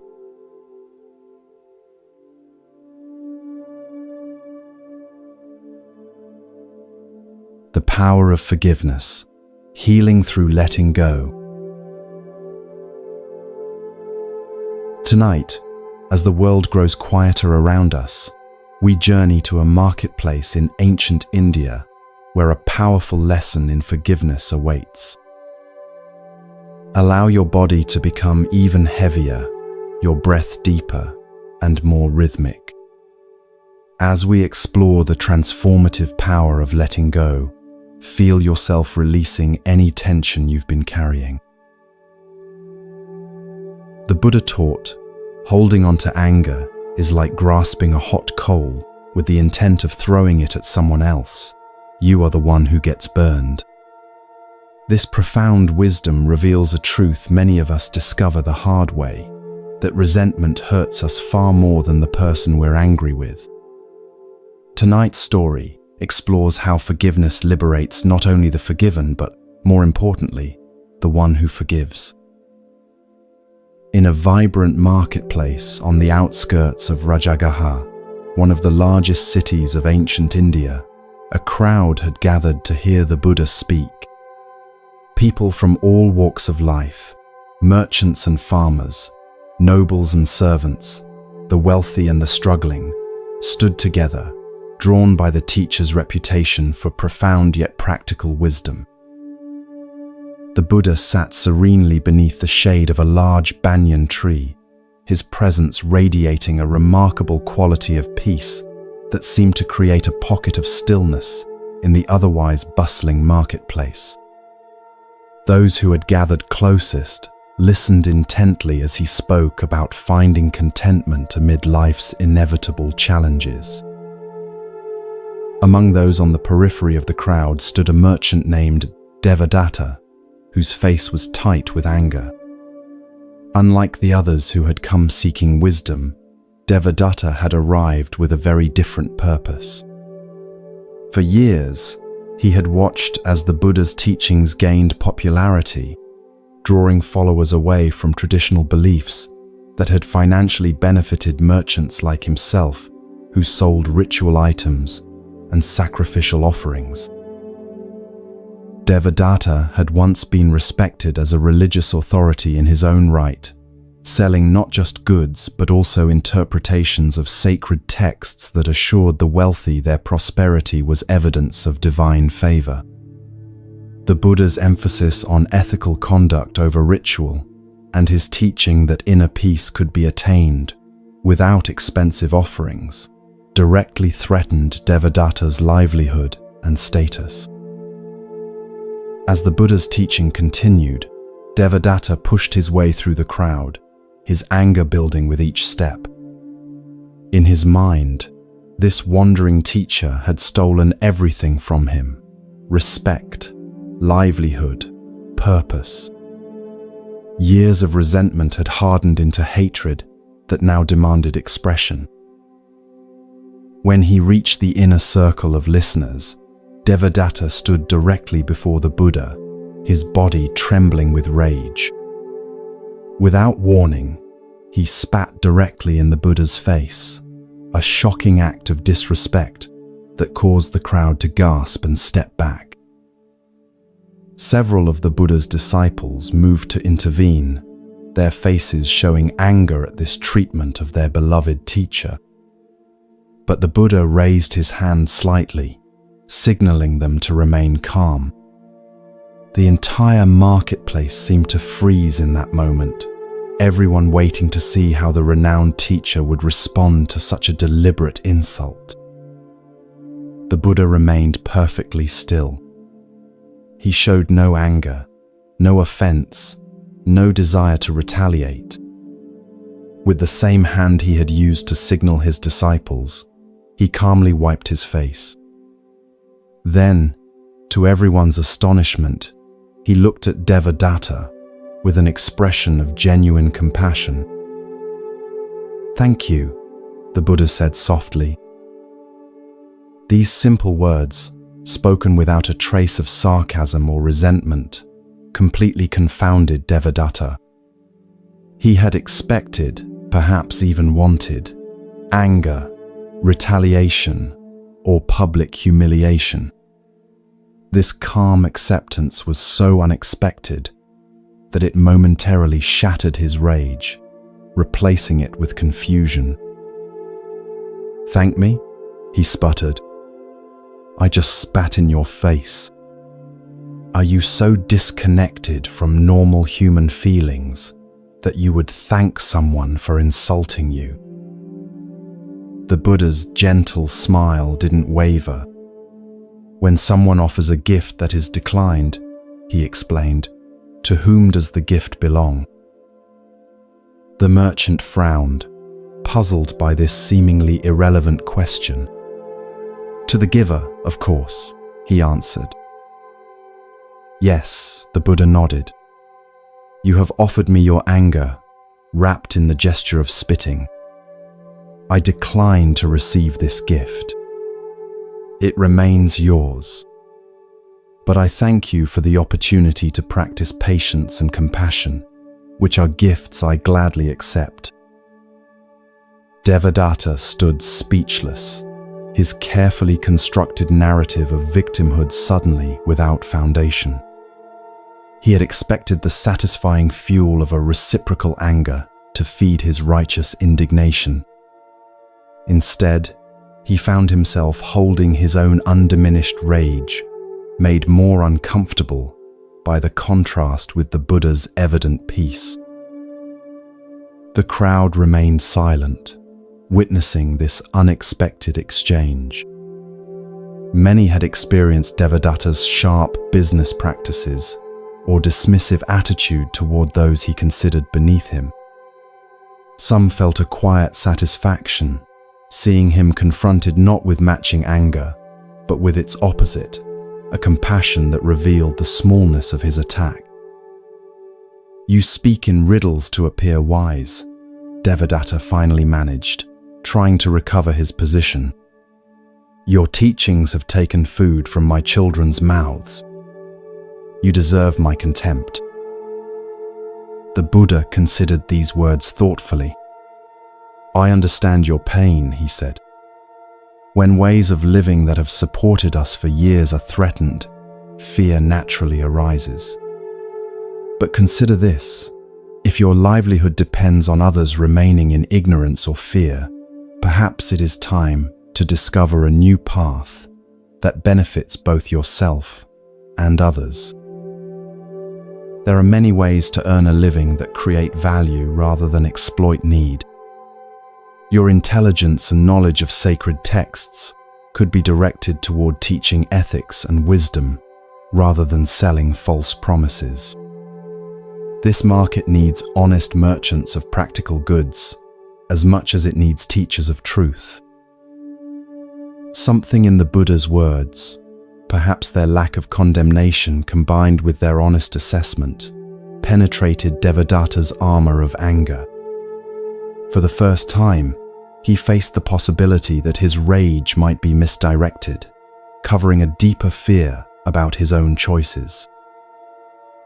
Without another word, Devadatta turned and pushed his way back through the crowd, which parted silently to let him pass. His face no longer showed anger, but confusion and, perhaps, the first glimmer of reflection.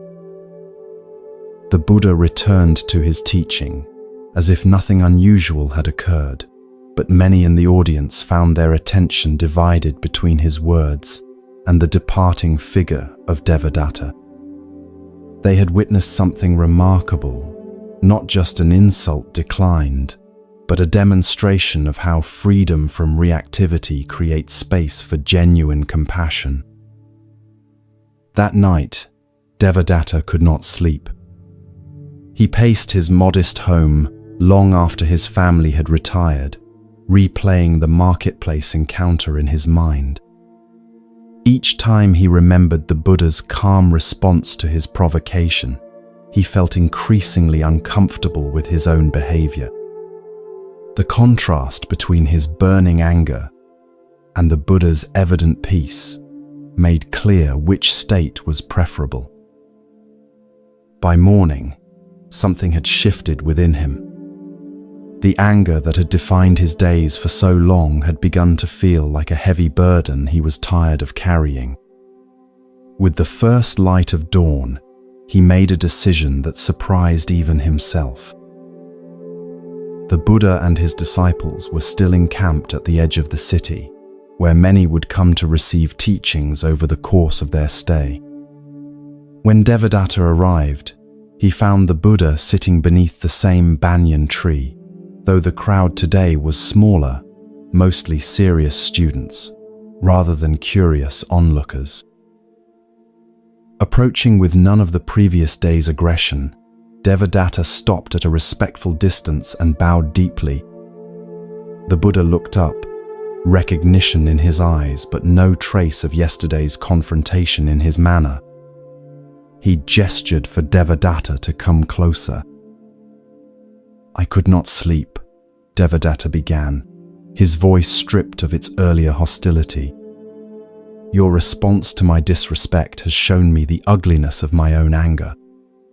I am ashamed of my behavior and ask your forgiveness." The Buddha regarded him thoughtfully. "There is nothing to forgive," he said gently. "The man who stood before me yesterday, burning with rage, is not the same man who stands before me now, seeking understanding. That man exists only in memory. Yesterday's actions arose from yesterday's understanding," the Buddha continued. "Today you have new understanding, and so new actions become possible. This is the nature of impermanence. Nothing remains fixed, including who we are and what we are capable of." Devadatta had prepared himself for a difficult conversation, perhaps involving penance or reparations.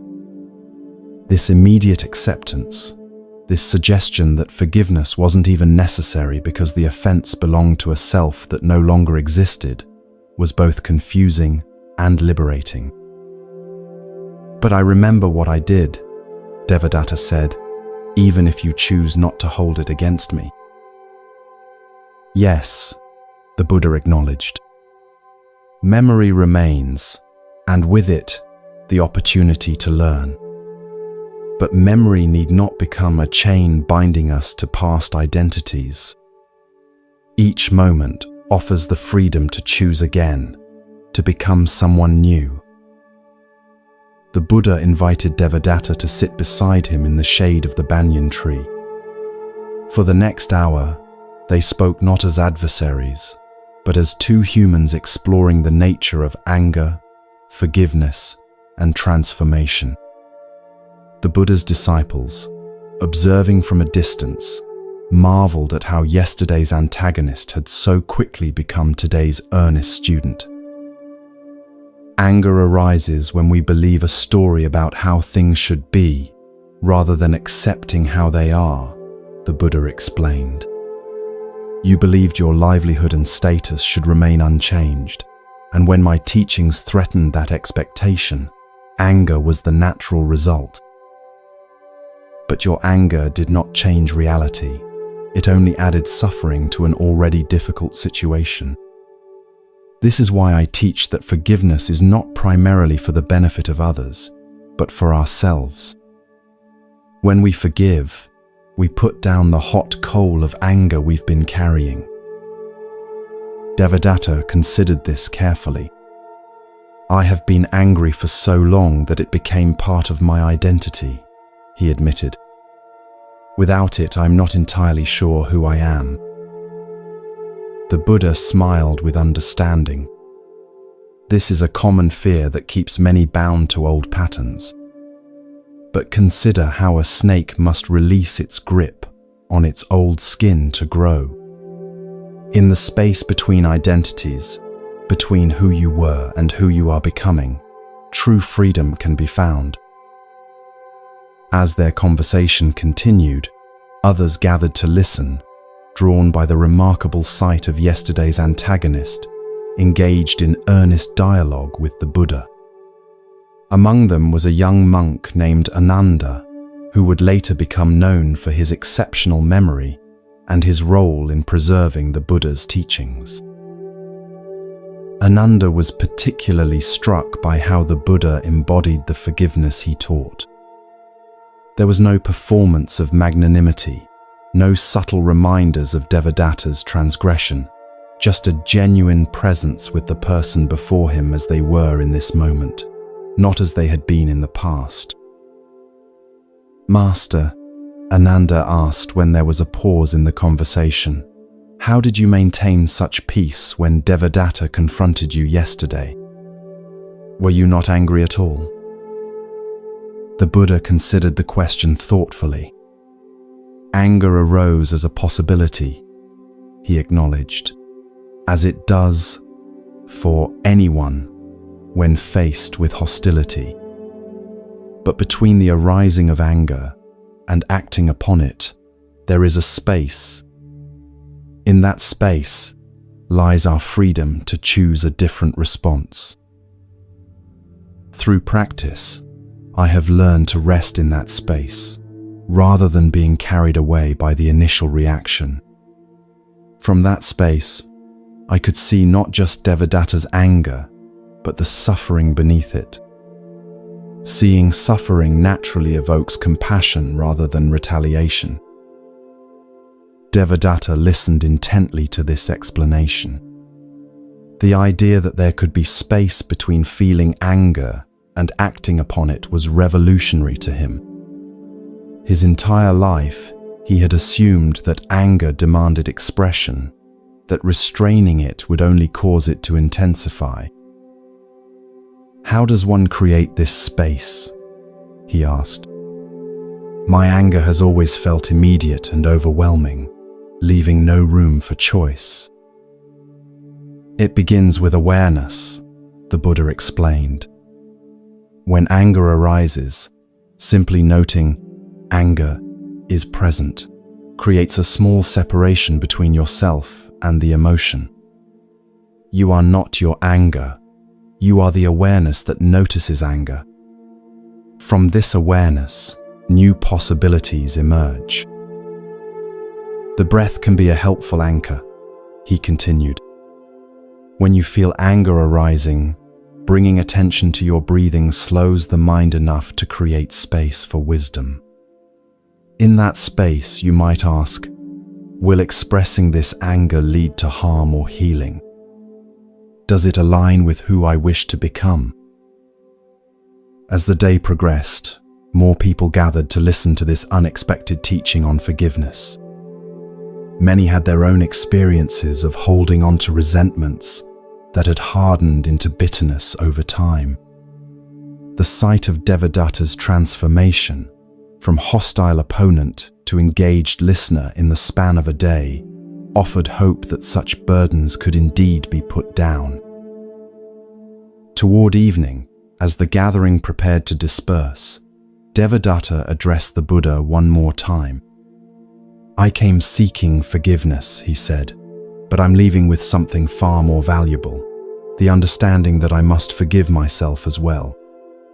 My anger toward you was really anger at my own choices, projected outward. The Buddha nodded, pleased with this insight. Self-forgiveness is often the most difficult kind, yet without it, our forgiveness of others remains incomplete. When we truly forgive ourselves, we create space for genuine transformation. Remember, he added, forgiveness is not a single act, but a practice, something we cultivate day by day, moment by moment. There will be times when old patterns of anger arise again. When this happens, greet them with the same compassion you would offer a friend who has lost their way, and gently redirect your mind toward peace. In the months and years that followed this encounter, Devadatta underwent a profound transformation. He did not abandon his merchant business entirely, but redirected it toward goods that genuinely benefited others. He became known for fair prices and honest representations of his wares. More surprisingly to those who had known him before, he began to teach what he was learning about managing anger and practicing forgiveness. The story of his confrontation with the Buddha and the unexpected response that catalyzed his change spread throughout the region. Many who heard it found the courage to examine their own resentments and consider the possibility of letting them go, not for the benefit of those who had harmed them, but for their own liberation from suffering. Years later, when the Buddha returned to that same marketplace during his travels, Devadatta was among those who came to welcome him. The two sat once again beneath the banyan tree, no longer as former adversaries, but as fellow travelers on the path of awakening. "Do you remember our first meeting?" Devadatta asked with a smile that acknowledged how far he had come from that angry day. "I remember a man in pain," the Buddha replied simply, "and I see before me now a man at peace. Both are temporary conditions. The freedom lies in knowing that neither defines who you truly are." Ananda, who had accompanied the Buddha on this return journey, later recorded this teaching on forgiveness as one of the most powerful demonstrations of the Dharma in action. The transformation of Devadatta became a frequently cited example of how responding to hatred with compassion could create space for genuine change. As the Buddha continued his teaching that day, he offered what would become one of his most quoted insights on forgiveness. Holding on to anger is like grasping a hot coal with the intent of throwing it at someone else. You are the one who gets burned. This vivid image helped many understand that forgiveness is not a gift we give others, but a liberation we offer ourselves. He also taught that, in this world, hatred has never dispelled hatred. Only love dispels hatred. This principle, responding to negativity with its opposite, rather than with more of the same, became a cornerstone of Buddhist practice and a guidepost for those seeking to break cycles of resentment and retaliation in their own lives. As you drift towards sleep, perhaps you too can reflect on the liberating power of forgiveness. Is there someone in your life, perhaps even yourself, who might benefit from the release of a grudge long carried? What burden of resentment might you put down, not for the benefit of the person who harmed you, but for your own peace? Remember the Buddha's wisdom that forgiveness is not about condoning harmful actions or forgetting important lessons. Rather, it's about freeing yourself from the ongoing pain of carrying yesterday's injuries into today's experience. It's about creating space between what happened and who you are now becoming. The Buddha taught, you yourself, as much as anybody in the entire universe, deserve your love and affection. This includes the gift of forgiveness, the setting down of burdens too heavy to carry into the future you wish to create.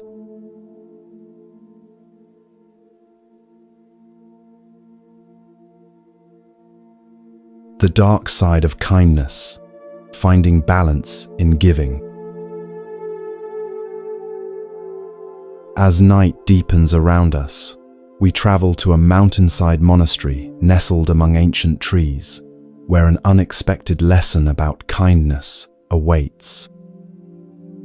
Let your body sink more deeply into comfort as we explore this paradoxical wisdom. With each breath, feel yourself growing heavier, your mind growing quieter. We often hear that kindness is always good, that we should give endlessly of ourselves to others. But tonight's story reveals something rarely discussed, the shadow side of kindness, when giving too much depletes our spirit and diminishes our ability to truly help others. This ancient wisdom remains profoundly relevant in our modern world, where many of us struggle with boundaries and self-care. The Buddha taught, you can search throughout the entire universe for someone who is more deserving of your love and affection than you are yourself, and that person is not to be found anywhere. This teaching reminds us that caring for ourselves is not selfish, but necessary for sustainable compassion toward others. High on a forested mountain, surrounded by cherry trees and gentle flowing streams, stood a temple known for its teachings on balanced living. Here lived the elderly monk Arrow, whose practical wisdom about navigating life's complexities drew seekers from many provinces.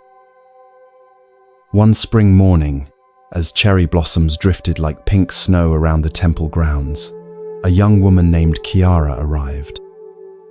Her face, though beautiful, carried shadows of exhaustion and disappointment. She had traveled for 5 days from her village, seeking wisdom about a persistent problem that left her feeling increasingly empty. After being welcomed and offered tea to refresh herself after her journey, Kiara was invited to speak with Master Arrow in the temple garden. The old monk's kind yet penetrating gaze seemed to see beyond her careful composure to the depletion beneath. Master Arrow, Kiara began, her voice soft yet determined.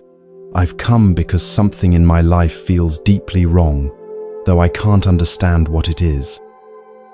I've always been kind and generous, the person everyone in my village comes to for help, for listening, for support. I give everything I can to others, yet I feel increasingly hollow, as if something essential is being drained from me. She paused, struggling to articulate her confusion. I was taught that kindness brings joy to the giver as well as the receiver. If that's true, why do I feel so depleted? Have I not been kind enough? Or is there something wrong with how I'm practicing kindness?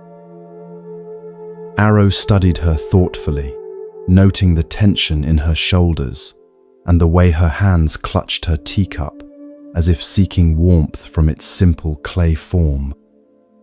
He recognized in her the common pattern of someone who had given far beyond their capacity, mistaking depletion for virtue.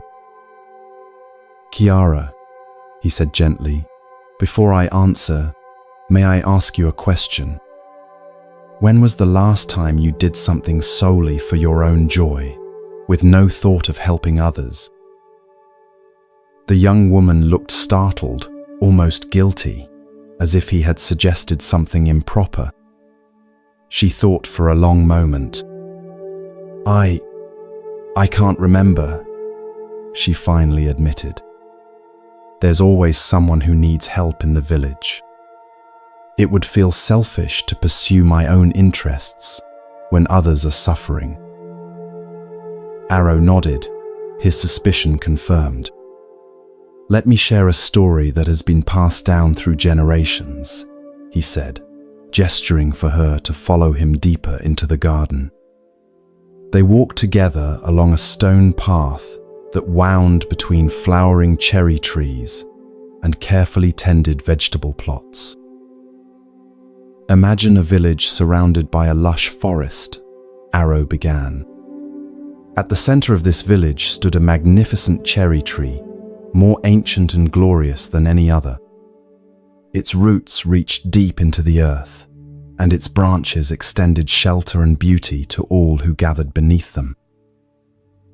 This tree was considered sacred by the villagers. Not only did it provide beauty and shade, but its fruits were exceptionally sweet and nourishing. The villagers believed that the prosperity of their community was directly connected to the health of this great tree.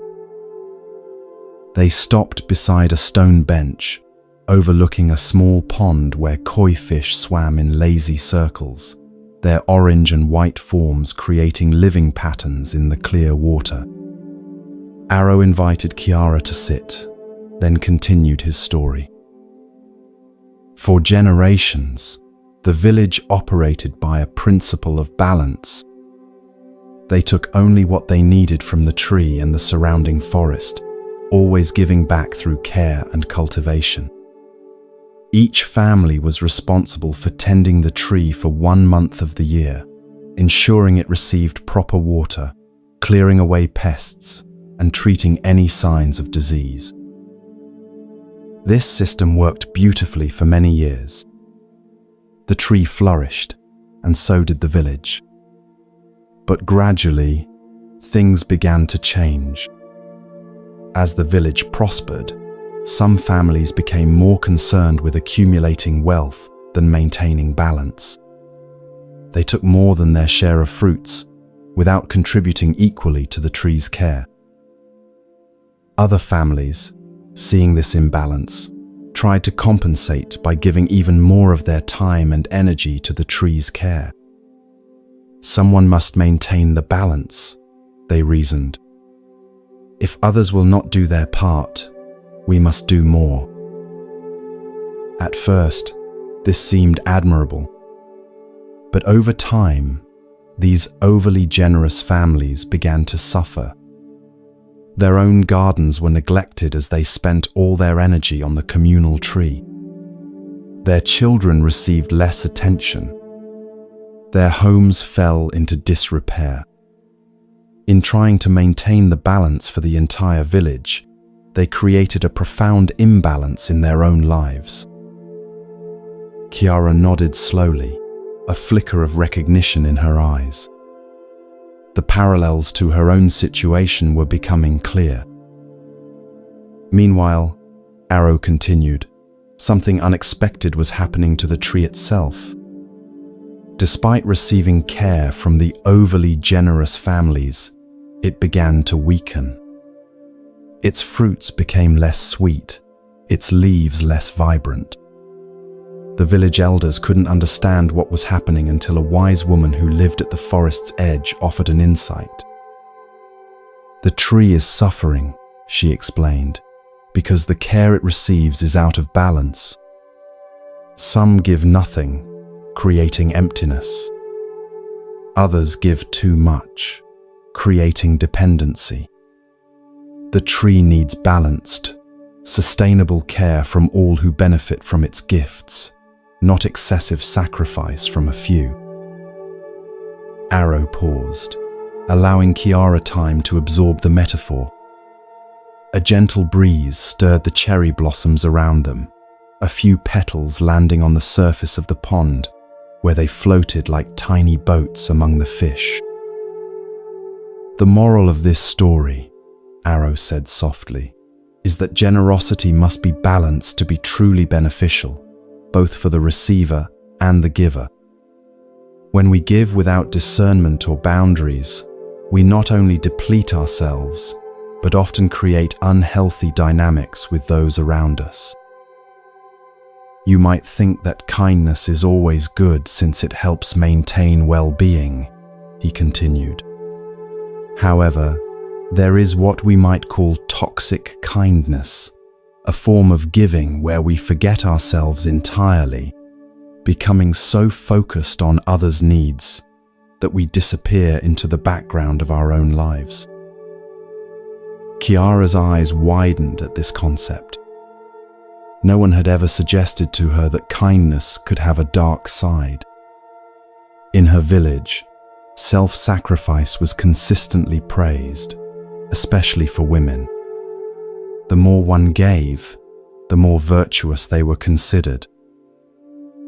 Think of a parent, Arrow suggested, who gives everything for their children's well-being to the point of completely neglecting their own health, interests, and dreams. What message does this send to the children? And what happens when that parent inevitably burns out from such unsustainable giving? The children learn that self-neglect is virtuous, Chiara replied thoughtfully. And when the parent burns out, the very people they were trying to help suffer even more from their collapse. Precisely, Arrow nodded. The Buddha taught the middle path, avoiding extremes in all aspects of life. This applies to giving as much as to anything else. Sustainable compassion requires that we honor our own needs alongside those of others.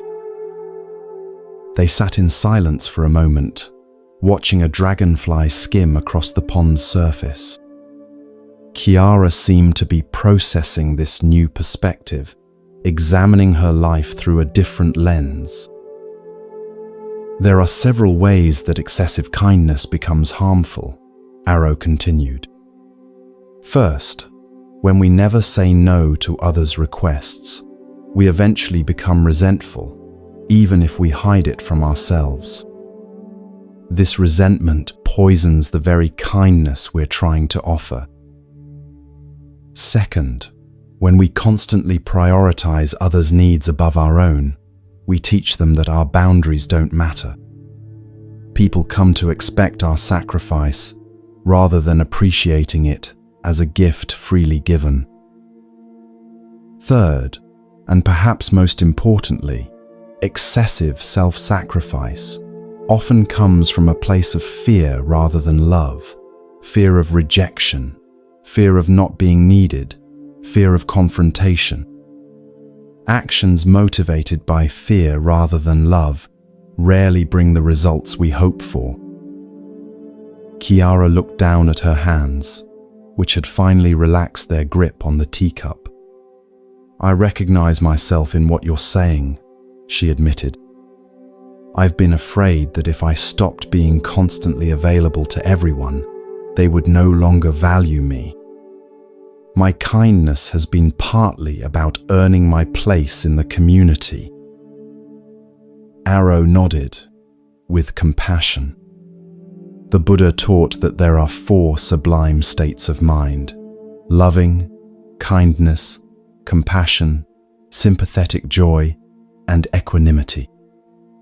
Note that equanimity, a balanced, peaceful mind, is essential alongside compassion. Without it, our compassion becomes distorted and unsustainable. He rose from the bench and gestured for Chiara to continue walking with him through the garden. They followed the path to a section where medicinal herbs grew in carefully tended beds. Look at how these healing plants are cultivated, Arrow said. They need adequate space around them. If planted too closely together, they compete for nutrients and none thrive. So too, with humans, we need space for our own growth if we are to have anything meaningful to offer others. As they continued their walk, Arrow shared more aspects of balanced giving. He explained how helping others navigate their challenges requires discernment about when assistance supports growth and when it creates dependency. He described the importance of recognizing one's own capacity on any given day, rather than giving from a place of depletion. The Buddha taught that we should be islands unto ourselves, Arrow explained. This doesn't mean isolation, but rather developing inner resources so that our well-being isn't entirely dependent on external validation or roles. From this stable inner island, we can reach out to others in genuine service, rather than from need. By midday, they had completed a circuit of the temple grounds and returned to a small pavilion where a simple lunch awaited them. As they ate rice, vegetables, and pickled radishes, Kiara asked the question that had been forming in her mind throughout their conversation. Master Arrow, how do I find the right balance? How do I continue to be kind without losing myself in the process? Arrow smiled, pleased with her willingness to explore this nuanced territory. The Buddha offered guidance through what he called the middle way, finding the path between harmful extremes. Let me share some practical approaches to balanced kindness. First, establish clear boundaries. Decide what you can genuinely offer without resentment, and practice communicating these limits clearly and kindly. For example, you might say, I can listen to you for half an hour this afternoon, and then I need to attend to my own work. Second, release the guilt that often accompanies self-care. Remember that taking care of yourself isn't selfish, it's necessary for sustainable compassion. The Buddha himself took time for rest and solitude, even stepping away from his disciples regularly to replenish his energy. Third, pay attention to motivation.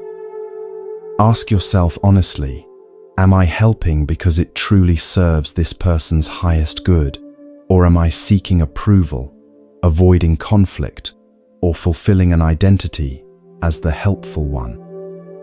Genuine compassion comes from a clear heart, not from hidden needs. Kiara nodded, absorbing these teachings. She could see how her helping often came from a place of seeking validation rather than from centered compassion. The distinction was subtle but profound. Fourth, Arrow continued, cultivate discernment about when help is truly helpful. Sometimes allowing others to struggle through their challenges builds their capacity more than rescuing them. Ask, am I supporting growth or fostering dependency before jumping in to solve problems for others? Finally, create a list of priorities that includes your own well-being and growth. The Buddha taught that we have duties to ourselves as well as to others. These include developing wisdom, ethical conduct, and inner peace, none of which can be achieved if we're constantly depleted from excessive giving. After lunch, they moved to a quiet meditation hall where afternoon sunlight filtered through paper windows, creating a golden atmosphere conducive to reflection. Here, Arrow guided Kiara through a meditation practice specifically designed to cultivate balanced compassion. Begin by extending kindness to yourself, he instructed. Imagine filling your own cup first, until it naturally overflows to others. This isn't selfish, it's the only sustainable approach to genuine compassion. The meditation began with self-compassion, then gradually expanded to include loved ones, neutral persons, difficult people, and finally all beings. Throughout, Arrow emphasized maintaining equanimity, a balanced heart that offers love without becoming overwhelmed by others' suffering. The Buddha taught that true compassion includes wisdom, Arrow explained after the meditation concluded. It recognizes that each person must walk their own path and learn their own lessons.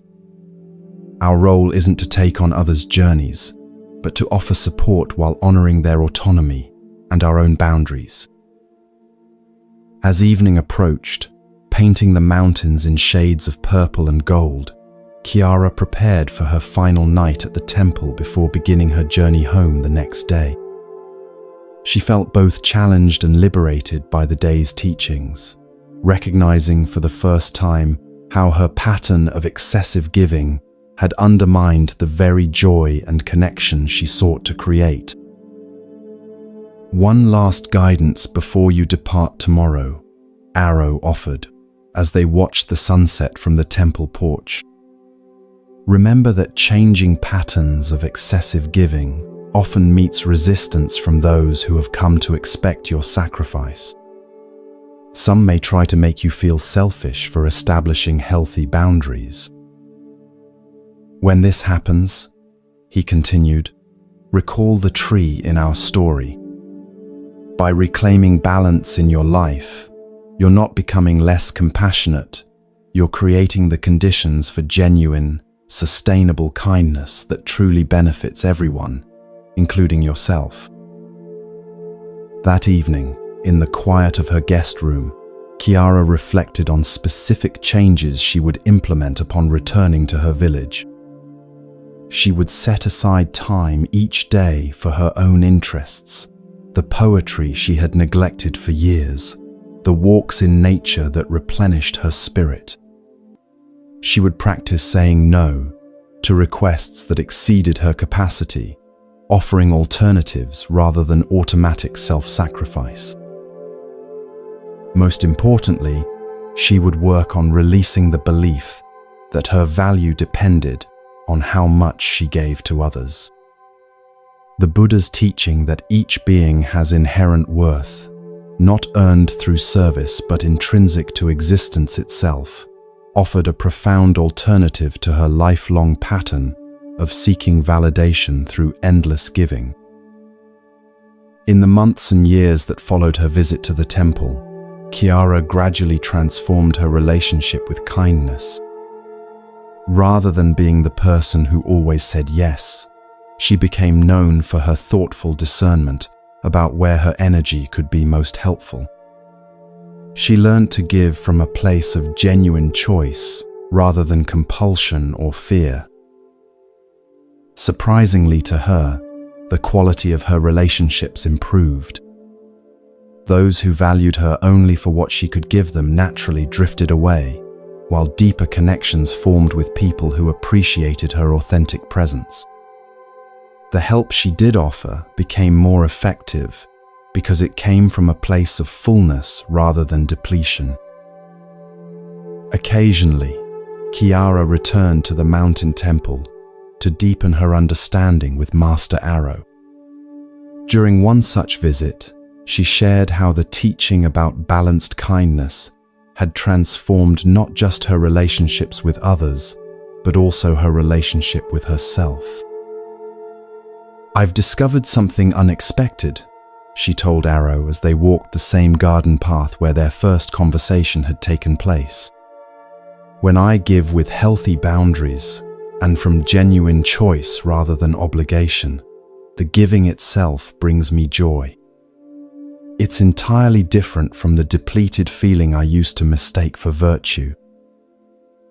Arrow smiled, pleased with her discovery. The Buddha taught that actions undertaken with a clear and balanced mind bring happiness to both giver and receiver. What you're experiencing is the natural joy of genuine compassion, very different from the hollow exhaustion of compulsive helping. "I understand now," Chiara said, "that true kindness includes kindness to oneself. It's not a matter of choosing between my needs and others' needs, but of finding the wisdom to honor both." "Exactly so," Arrow nodded. The Buddha expressed this beautifully when he said, "You yourself, as much as anybody in the entire universe, deserve your love and affection. This teaching reminds us that including ourselves in the circle of compassion isn't selfish, it's necessary for the circle to be complete. As you drift towards sleep, perhaps you too can reflect on the balance of giving and receiving in your own life. Are there places where you consistently override your own needs to care for others? What would a more sustainable approach to compassion look like in your daily relationships? Remember the Buddha's teaching about the middle way, finding balance between extremes. Neither complete self-sacrifice nor self-centered indifference brings lasting happiness. True joy comes from honoring both self and other in a dance of balanced, authentic kindness.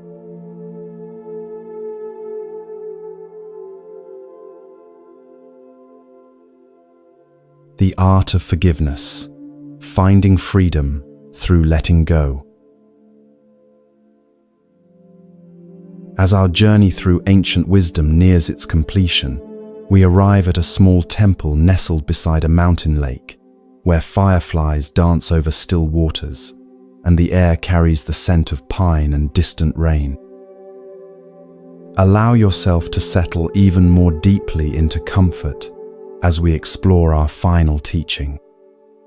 With each breath, feel your body becoming heavier, your mind growing more peaceful. Tonight's story explores one of the most challenging yet liberating practices in Buddhist tradition: forgiveness.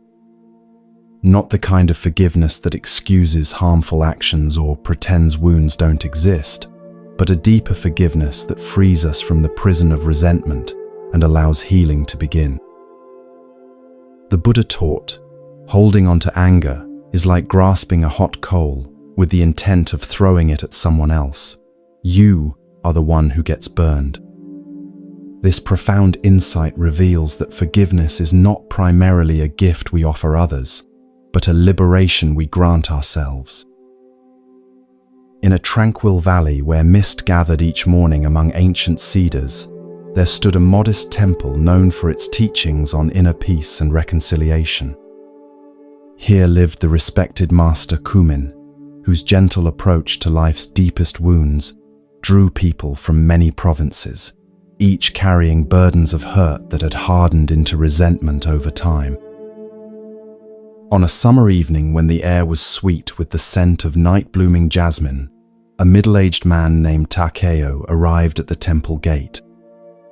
Unlike many who came with clear questions or specific problems, Takeo's face revealed only a general weariness, the kind that comes not from physical exertion but from carrying invisible weights for many years. After being welcomed and offered a simple meal, Takeo sat with Master Kumin in the temple's meditation garden, where the sound of a small waterfall created a soothing backdrop for conversation. Fireflies had begun to appear as dusk deepened, their gentle lights blinking like stars come down to earth. "What brings you to our temple?" Kumin asked, his voice matching the gentleness of their surroundings. Takeo sighed, struggling to articulate what had compelled his journey. "I'm not entirely sure," he admitted. "I've achieved success in my work as a merchant. My children are grown and doing well. I have no specific complaint I can name, yet I feel burdened, as if I'm carrying a weight that keeps me from experiencing the joy my life should hold." Kumin nodded, recognizing in Takeo's words a common condition, one he had seen in many who came to the temple. "Often, the heaviest burdens we carry are invisible," he said. "Tell me, are there people in your life you've been unable to forgive?" The question seemed to catch Takeo by surprise. He had expected inquiries about his spiritual practices, or perhaps suggestions for meditation techniques. This direct reference to forgiveness touched something deep, a tender spot he usually avoided. "There are some," he acknowledged after a pause, his voice growing quieter. "My former business partner who cheated me 20 years ago. A childhood friend who betrayed a confidence and turned others against me. My father who was often harsh and never gave the approval I sought." He stopped, seeming surprised by how readily these old wounds had surfaced. "And yourself?" Kumin asked gently. "Have you forgiven yourself for your own mistakes and limitations?" Takeo looked startled, as if this possibility had never occurred to him. I'm not sure," he stammered. "I've always believed in holding myself to high standards." Kumin smiled with compassion. "Perhaps tonight I could share a story about forgiveness, one that has helped many understand its deeper nature. Would that be welcome?" Takeo nodded, settling more comfortably on his cushion as night deepened around them. The temple attendants lit paper lanterns along the garden paths, creating pools of warm light in the gathering darkness. "This story," Kumin began, "has been passed down through generations of Buddhist teachers. It concerns an encounter between the Buddha and a man whose heart was consumed by bitterness.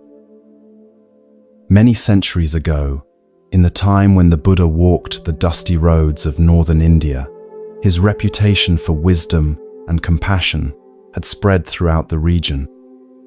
People from all walks of life, from kings to beggars, sought his guidance on matters both practical and profound. One day, as the Buddha sat teaching beneath a banyan tree in a busy marketplace, a merchant approached with anger, evident in every line of his body. This man had heard the Buddha's teachings about forgiveness and compassion and found them not just disagreeable but personally offensive. You see, the merchant had been deeply wronged earlier in his life. His business partner had stolen from him, taking not just material wealth, but also damaging his reputation with false accusations. The injustice had festered in his heart for decades, becoming the center around which his identity had formed. The very idea that he should forgive this wrong seemed to invalidate his suffering and excuse the harm done to him. With each step toward the Buddha, his anger grew, fueled by years of rehearsing his grievances and imagining revenge he had never been able to enact.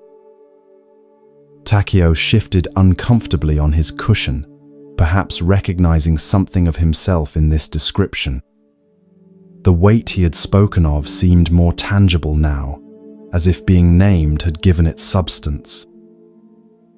The merchant stood before the Buddha, Kumin continued, and without preamble, spat directly in his face, an act of profound disrespect intended to provoke a reaction that would reveal the teacher's serene composure as merely a performance.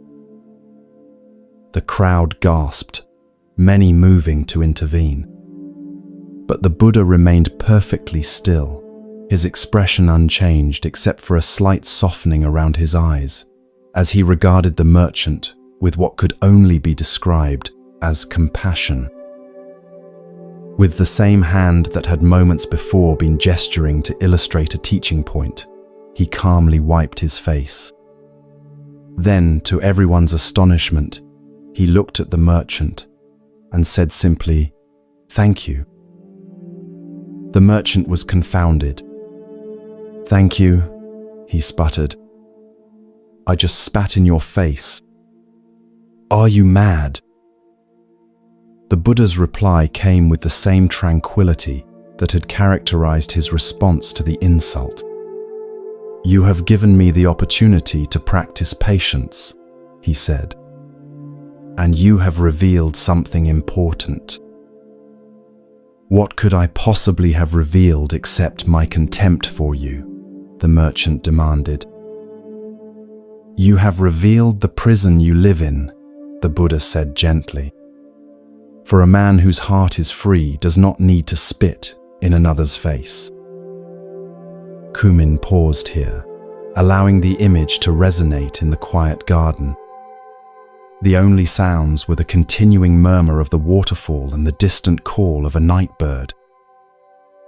The merchant left in confusion that day, he continued after a moment. But the Buddha's response, or more accurately, his lack of an expected response, created a crack in the fortress of resentment he had built around his heart. For the first time in decades, he began to consider the possibility that his anger, which he had nursed as a righteous response to injustice, might actually be the source of his suffering rather than its result. That night, the merchant could not sleep. He tossed and turned, replaying the marketplace encounter in his mind. Each time he remembered the Buddha's calm face after such a deliberate insult, something shifted in his understanding. By morning, though he could not have articulated why, he felt compelled to return to the teacher he had tried to humiliate. When he arrived at the place where the Buddha and his disciples had made their temporary camp, he approached with a very different demeanor. Bowing deeply, he said, I have come to ask your forgiveness for my behavior yesterday. I don't understand why, but I could not rest until I had done so. The Buddha looked at him with the same gentle attention he had offered the day before. There is nothing to forgive, he said, surprising the merchant once again.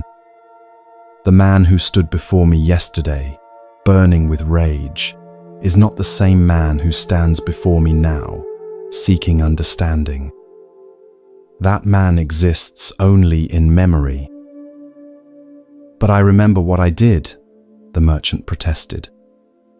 The shame of it kept me awake all night. Yes, the Buddha acknowledged. Memory remains, and with it the opportunity to learn. But you are not bound to continue being the person who acted from such suffering. Each moment offers the freedom to choose again, to become someone new. Takeo's posture had changed as he listened to the story. The tension in his shoulders had visibly released, and his breath had deepened, as if some constriction were beginning to loosen. The Buddha invited the merchant to sit with him, Kumin continued. For the next hour, they spoke not as adversaries, but as two humans exploring the nature of anger, forgiveness, and transformation. The Buddha explained that the practice of forgiveness is not about excusing harmful actions or forgetting important lessons, but about freeing oneself from the ongoing pain of carrying yesterday's injuries into today's experience. Imagine, the Buddha said to the merchant, that someone shot you with an arrow. Would you leave the arrow in your flesh, allowing it to continue causing pain long after the archer had gone? Of course not, you would remove it immediately. Yet when someone harms us with words or actions, we often leave the arrow of resentment embedded in our hearts for years, decades, even lifetimes. But removing the arrow doesn't mean the person who shot it shouldn't face consequences, the merchant argued. Justice still matters. Indeed, the Buddha agreed. Forgiveness doesn't mean we abandon discernment or appropriate action. We can still establish boundaries, seek restoration, or even pursue justice through proper channels. But we do so from a mind unclouded by hatred, which is more likely to result in genuine resolution rather than escalating cycles of harm. The fireflies had grown more numerous now, their intermittent lights creating a magical atmosphere in the temple garden. Takeo watched their dancing patterns as he absorbed the story, his face reflecting deep reflection. "What happened to the merchant?" he asked after a while. Kumin smiled. "The merchant became one of the Buddha's most dedicated students. Having experienced the weight of carrying resentment and the freedom of letting it go, he was uniquely positioned to help others find the same liberation. The very experience that had been his prison became, through forgiveness, his path to freedom." "But," Takeo objected, "surely it can't be that simple. Some wounds are too deep, some injustices too severe to simply let go." "You're right that it's not simple," Kumin acknowledged. "Forgiveness is rarely a single act, but rather a process, sometimes a lengthy one. The Buddha never suggested that we deny our pain or prematurely declare ourselves over it. What he offered was a practice, a way of gradually releasing our grip on resentment." "Would you like to learn this practice?" Kumin asked. Takeo nodded, his earlier weariness now replaced by a cautious hope. "The practice begins with honesty," Kumin explained. "We must first acknowledge the full extent of our hurt without minimizing it. This honors our experience and creates a foundation for genuine rather than superficial forgiveness. Next, we recognize that holding on to resentment isn't protecting us from further harm, but actually prolonging our suffering. As the Buddha taught, it's like continuing to drink poison and expecting the other person to die. Then we distinguish between the action and the person. All harmful actions arise from ignorance, fear, or pain, even those that seem deliberately cruel. This doesn't excuse the behavior, but helps us see the universal human condition behind it. Finally, we make a conscious choice to release our grip on resentment, not for the other person's benefit, but for our own liberation. We might use a visualization of setting down a heavy burden or opening our clenched fist to let something go. Takeo considered these steps thoughtfully.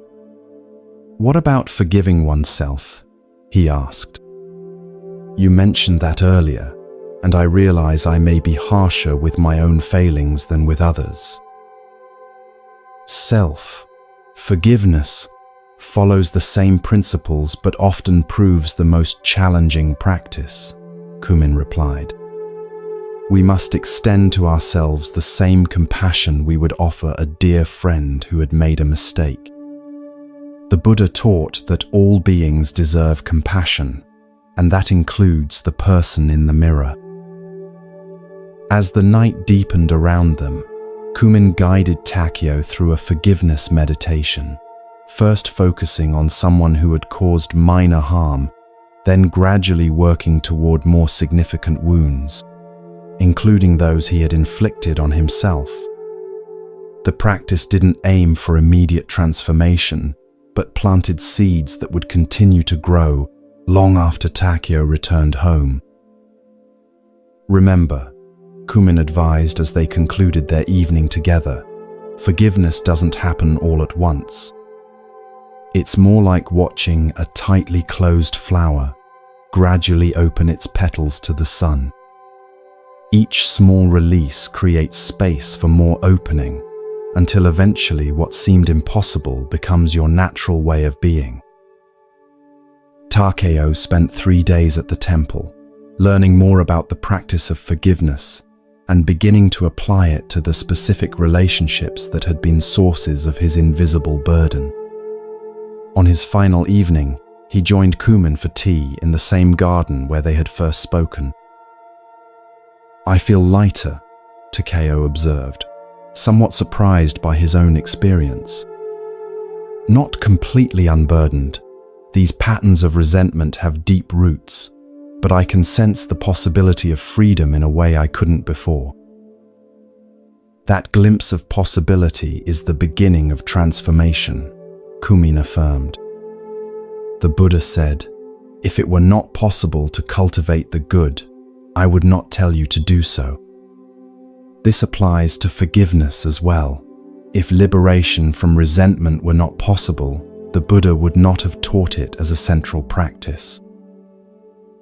What happens when we've done this work of forgiveness, but the other person doesn't acknowledge the harm they caused? Takeo asked.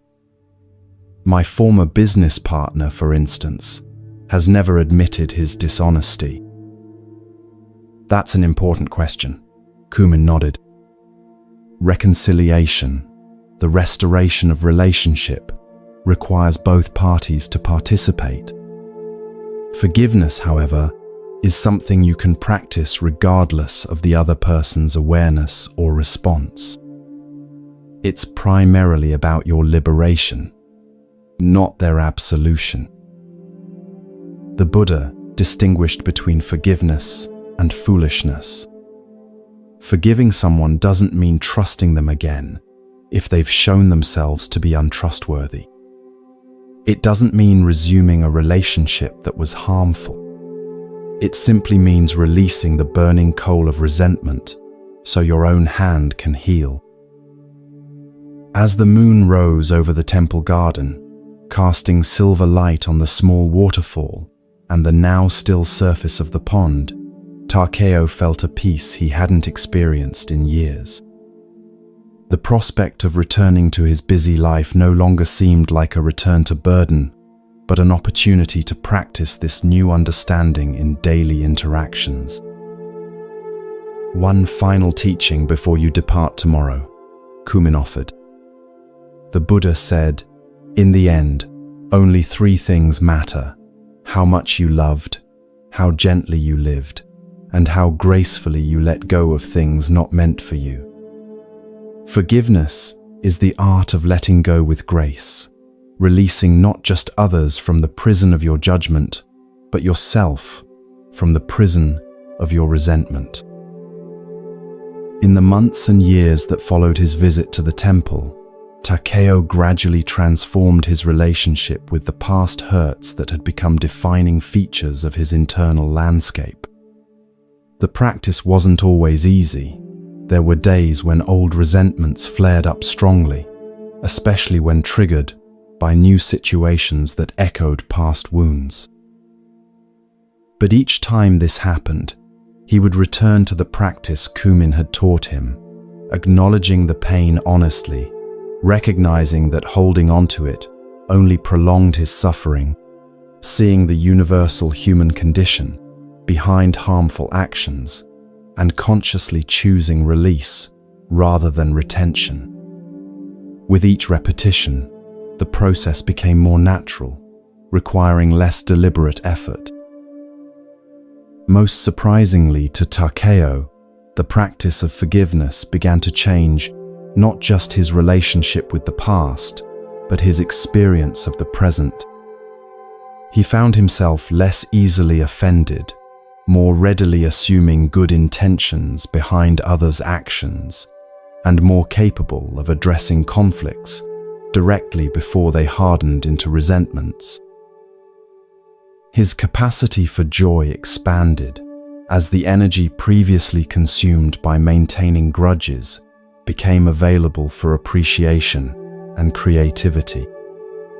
The success he had achieved in his merchant business, which once felt hollow despite its material rewards, now brought genuine satisfaction as he focused on how it allowed him to contribute to his community. Occasionally, Takeo returned to the temple to deepen his practice with Master Kumin. During one such visit, he shared a significant development. He had finally had a conversation with his former business partner, not seeking admission of wrongdoing or even apology, but simply to close that chapter with clarity and peace.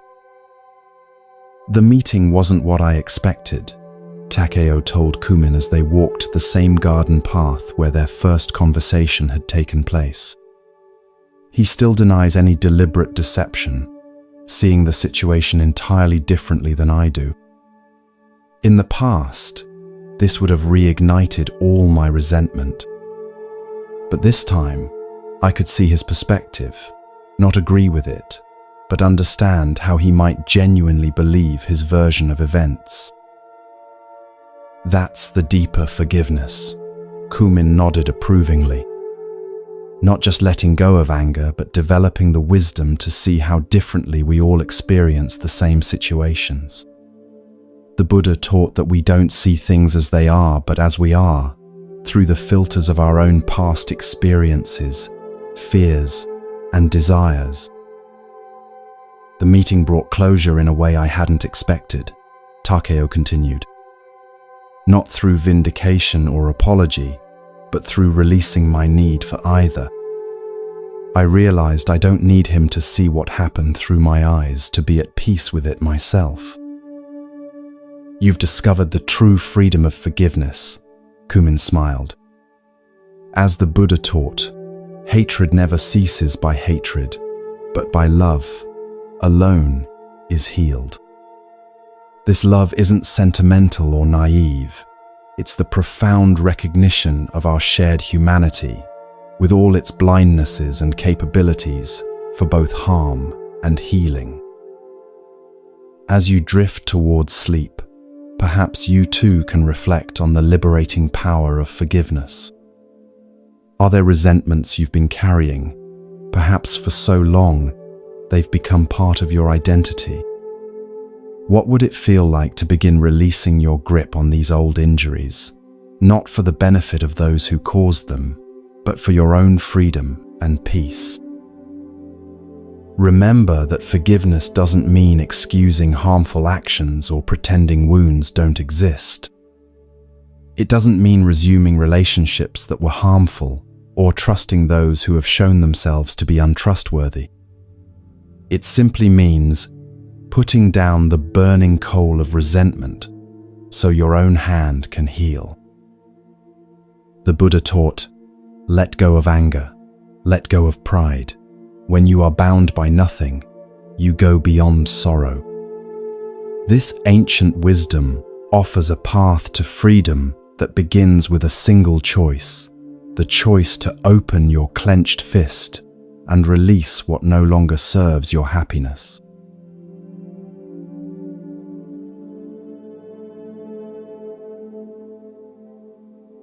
As our journey through these ancient teachings comes to a close, let the wisdom of these Zen stories settle gently into your mind.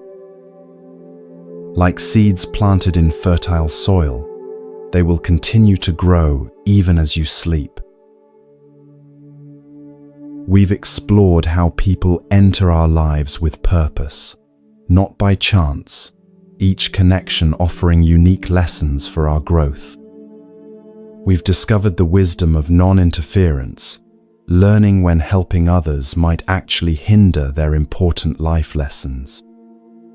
We've gained insight into recognizing those who may harm us, while maintaining compassion rather than judgment. We've found peace in having fewer, deeper connections rather than many shallow ones. We've learned that true kindness includes kindness to ourselves, maintaining balance in how we give. And finally, we've embraced the liberating power of forgiveness, releasing resentments that no longer serve us. The Buddha taught that peace comes from within, do not seek it without. Tonight, as you drift into sleep, allow these timeless teachings to create that peace within you. Trust that the connections in your life, whether they bring joy or challenge, are not random, but meaningful threads in the beautiful tapestry of your journey. May your sleep be peaceful and deep. May the wisdom of these stories continue to unfold in your dreams. And may you awaken renewed, a little lighter, a little wiser, ready to see with fresh eyes the sacred purpose behind each encounter in your life.